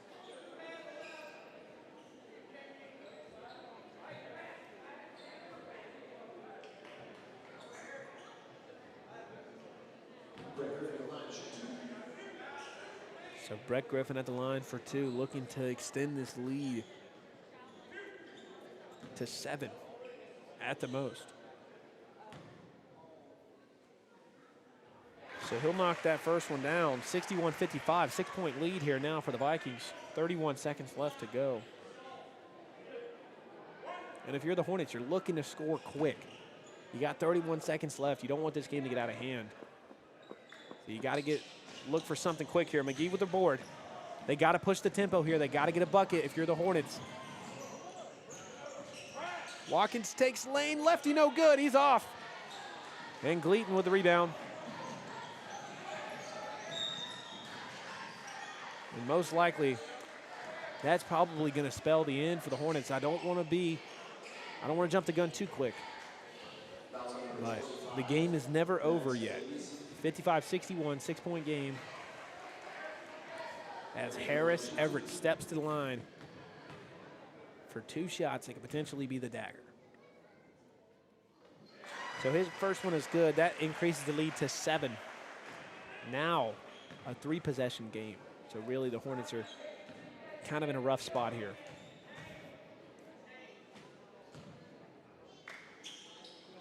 That second shot is off. Rebounded by McGee. Almost stolen.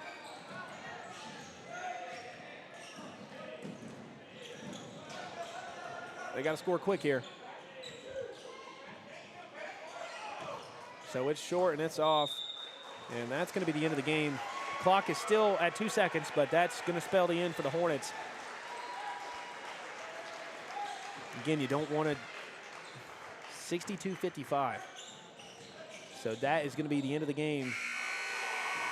The FPD Vikings pick up the win. They move to 9-3 on the year. And the Hornets fall to 6-5 after a hot start. They start off 5-0, but now they've lost their last 4. They'll fall to 6-5 on the year. They'll take on Terrell tomorrow, and the FPD boys will take on Windsor Academy tomorrow again. I'd like to give a shout out to our sponsors here at Middle Georgia Sports Live: BCI Installation, Houston Healthcare, Westfield Booster Club, and again, shout out to all the Westfield fans watching. Shout out to all the FPD fans watching. Most importantly, shout out to FPD. Shout out to their staff, their administration, their athletic department from the top to the bottom. They've been so gracious and hospitable to us this evening in supplying us with everything that we need, whether it be from missing keyboards to missing mouses. They've supplied every need that we've needed tonight, and we're grateful for how they've treated us here at Middle Georgia Sports Live. For Aiden Mazingo and the rest of the crew here at Middle Georgia Sports Live, we're signing off, and we'll see you guys next time.